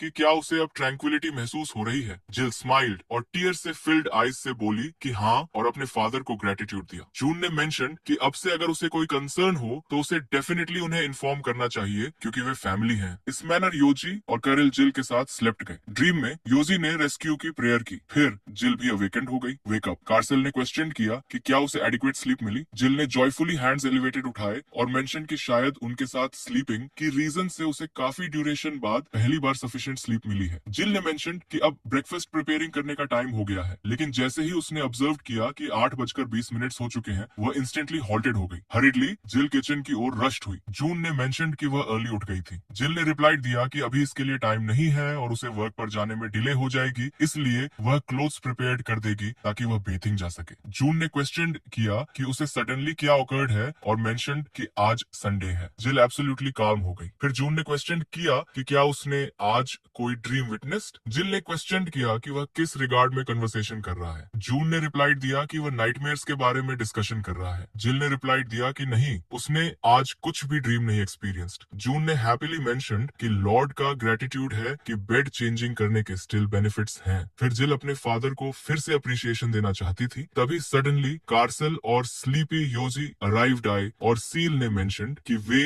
जिल को ब्रेकफास्ट प्रिपेयरिंग करने में असिस्टेंस करेंगे। जिल ने जून से मेंशन कि वह कुछ लाइट कंज्यूम कर सकता है। ब्रेकफास्ट के लिए और लंच के लिए ढेर सारी डिलिशियस थिंग्स प्रिपेयर करने के लिए कार्सेल ने क्वेश्चन कि सर, योजी बहुत एग्जॉस्टेड लग रहा था। योजी ने इन्फॉर्म किया कि अपने इंटायर ड्रैगन एग्जिस्टेंस में पहली बार उसने ड्रीम देखा कि कोई उसे किलिंग करने की अटेम्प्टिंग कर रहा है। योजी जेन्युइनली बहुत टेरिबल दिख रहा था। जून ने न्यूज एक्टिवेटेड किया जिसमें अनाउंस्ड गया कि इस वेंसडे को हंटर ब्यूरो के मेन बिल्डिंग में पिछले ईयर के रिफ्ट हंट डेटा के फाउंडेशन पर सी रैंक हंटर्स की अपडेटेड रेटिंग की डिक्लेरेशन की जाएगी। हंटर ब्यूरो के चेयरमैन एड्रियन ने प्रोक्लेम्ड किया कि प्रत्येक हंटर के कंट्रीब्यूशन के बेसिस पर 1 से 30वें पोजीशन का रिडिस्ट्रीब्यूशन किया जाएगा। जून ने कॉन्टेम्पलेटेड कि उसे डेटा को सेंट्रली चेयरमैन को ट्रांसमिट करना होगा और यह काफी ट्रबलसम टास्क है और क्या सब कुछ मेल से सेंडिंग करना अप्रोप्रिएट होगा। लेकिन जून ने थॉट किया कि फिर वह सब कुछ के रिगार्डिंग फिर से इंक्वायर करेगा, इसलिए प्रेफरेबल होगा कि जब वे एनकाउंटर करें तो उसे पर्सनली इन्फॉर्म कर दिया जाए। जून ने उसे फोन किया और एड्रियन स्क्रीमिंग लगा। यही रीजन था कि उसने इतनी रैपिडली कॉल्ड किया था। जून ने संडे की मॉर्निंग इतनी हेस्टली कॉलिंग करने के लिए अपोलोजाइज्ड मांगी और मेंशन्ड कि उसे उससे कुछ कम्युनिकेट करना है। जून उसे अपने रेजिडेंस इनवाइट करना चाहता था, लेकिन फिर उसे रियलाइज्ड हुआ कि अगर वे यहाँ कॉन्वर्सेशन करेंगे तो जून के सेंटर विजिटिंग की मैटर डिस्कवर्ड होने पर जिल कंसर्न हो जाएगी। एड्रियन ने मेंशन्ड कि वह उनके पास अराइव कर सकता है और 30 मिनट्स में वहां रीच कर जाएगा, लेकिन जून ने मेंशन्ड कि वह उसे एड्रेस सेंड कर देगा और वह स्वयं वहां ट्रैवल कर सकता है। जून ने क्वेश्चन किया कि क्या उनके पास अवेलेबिलिटी है। प्रेसिडेंट ने रिप्लाई दिया कि उनके पास अबंडेंट टाइम है, इसलिए उन्हें वरिंग करने की नेसेसिटी नहीं है। इसलिए जून द्वारा मैसेज ट्रांसमिटिंग के इमीडिएटली बाद वे मीटिंग के लिए अग्रीड हो गए। जून कैफे में एंटर्ड हुआ और प्रेसिडेंट ने उसे ऑब्जर्विंग ही रिकॉग्नाइज कर लिया, स्माइल्ड और मेंशन्ड कि उन्होंने ऑलरेडी कॉफी ऑर्डर कर दी है। जून ने मेंशन्ड कि यह थोड़ा बर्डनसम है और उन्हें सीटेड होने के लिए रिक्वेस्टेड। प्रेसिडेंट ने बॉइंग करके इनकन्वीनियंस के लिए फिर से अपोलोजाइज मांगी। जून ने मेंशन्ड कि अपोलोजाइजिंग करने की कोई रिक्वायरमेंट नहीं है। एड्रियन ने मेंशन्ड कि जब उसने जून को क्लोजली ऑब्जर्व किया तो उसे फेल्ट हुआ कि वह बहुत यूथफुल है, किसी स्टूडेंट जैसा। जून ने रिप्लाई दिया कि कोरियन कैलकुलेशन के अकॉर्डिंग 26 साल वह एज है जब लोग अभी भी यूनिवर्सिटी में स्टडी करते हैं। तब एड्रियन ने मेंशन किया कि वह उसे अपनी डॉटर से भी इंट्रोड्यूस करवाना चाहता है। जून को अपनी डॉटर याद आ गई और उसने कहा कि वह केवल उसकी डिजायर को ही विलिंगली एक्सेप्ट करेगा। जून ने अपना टैबलेट निकाला और उसे रीडिंग करने के लिए कहा। प्रेसिडेंट ने उसे ग्रैब्ड किया और रीडिंग स्टार्ट कर दिया। एड्रियन शॉक्ड हो गया। उसने क्वेश्चन किया कि क्या वह अलोन ही सेंटर गया था और मेंशन किया कि उसे लगा था कि जून बस उन्हें एंट्रेंस टिकट दिलाकर बात टर्मिनेट कर देगा। जून ने काल्म एक्सप्रेशन से रिप्लाई दिया कि उसने जस्ट वहां ऑब्जर्व्ड है, ट्यूटोरियल जोन से पास्ट है, रिजल्ट्स 1 महीने में रिसेट हो जाएगा। इसलिए जून ने बिहेमोथ गिल्ड को यह इन्फॉर्म करने के लिए रिक्वेस्टेड कि वे अभी एंटर नहीं कर पाएंगे और साथ ही यह भी मेंशन कि वह सभी मटेरियल्स मेल मेल से सेंड कर देगा। एड्रियन डिलाइटेड हुआ और जून का हैंड ग्रास्प करके उसे ग्रेटिट्यूड दिया और क्वेश्चन किया कि वह उसकी इस काइंडनेस का रिटर्न कैसे कर सकता है। जून ने अनॉयंस से रिप्लाई दिया कि वह उसे लेटर बताएगा, लेकिन पहले उसे अपना हैंड रिलीज करने के लिए कहा। फिर वह अपनी पोजीशन पर सीटेड हो गया और एक्सेसिवली इमोशनल होने के लिए अपोलोजाइज्ड मांगी। जून ने सैडली रिप्लाई दिया कि बेहिमत गिल्ड को सेंटर जाने से पहले उससे कांटेक्ट करना चाहिए। जब वह आदमी थोड़ा काल्म हुआ तो जून ने मेंशन किया कि वह आज मॉर्निंग से न्यूज ऑब्जर्व कर रहा था। न्यूज में अनाउंस्ड गया कि वे अगले वेंसडे को एक सिग्निफिकेंट अनाउंसमेंट करेंगे और जून ने क्वेश्चन किया कि यह किस रिगार्डिंग है। एड्रियन ने अराउंड देखा और जून के बहुत क्लोज आ गया, जो जून को प्लेजेंट नहीं लगा। एड्रियन ने विस्परिंग करते हुए कहा कि उसे इसे कॉन्फिडेंशियल रखना चाहिए। जून ने रिप्लाई दिया कि वह साइलेंट रहना अवेयर है। फिर एड्रियन ने मेंशन किया कि actually plan SS rank create करने की है, जो C रैंक से भी सुपीरियर होगी और वह हंटर जोनाथन को पहले SS रैंक वाले हंटर के रूप में डिक्लेयर करने जा रहा है।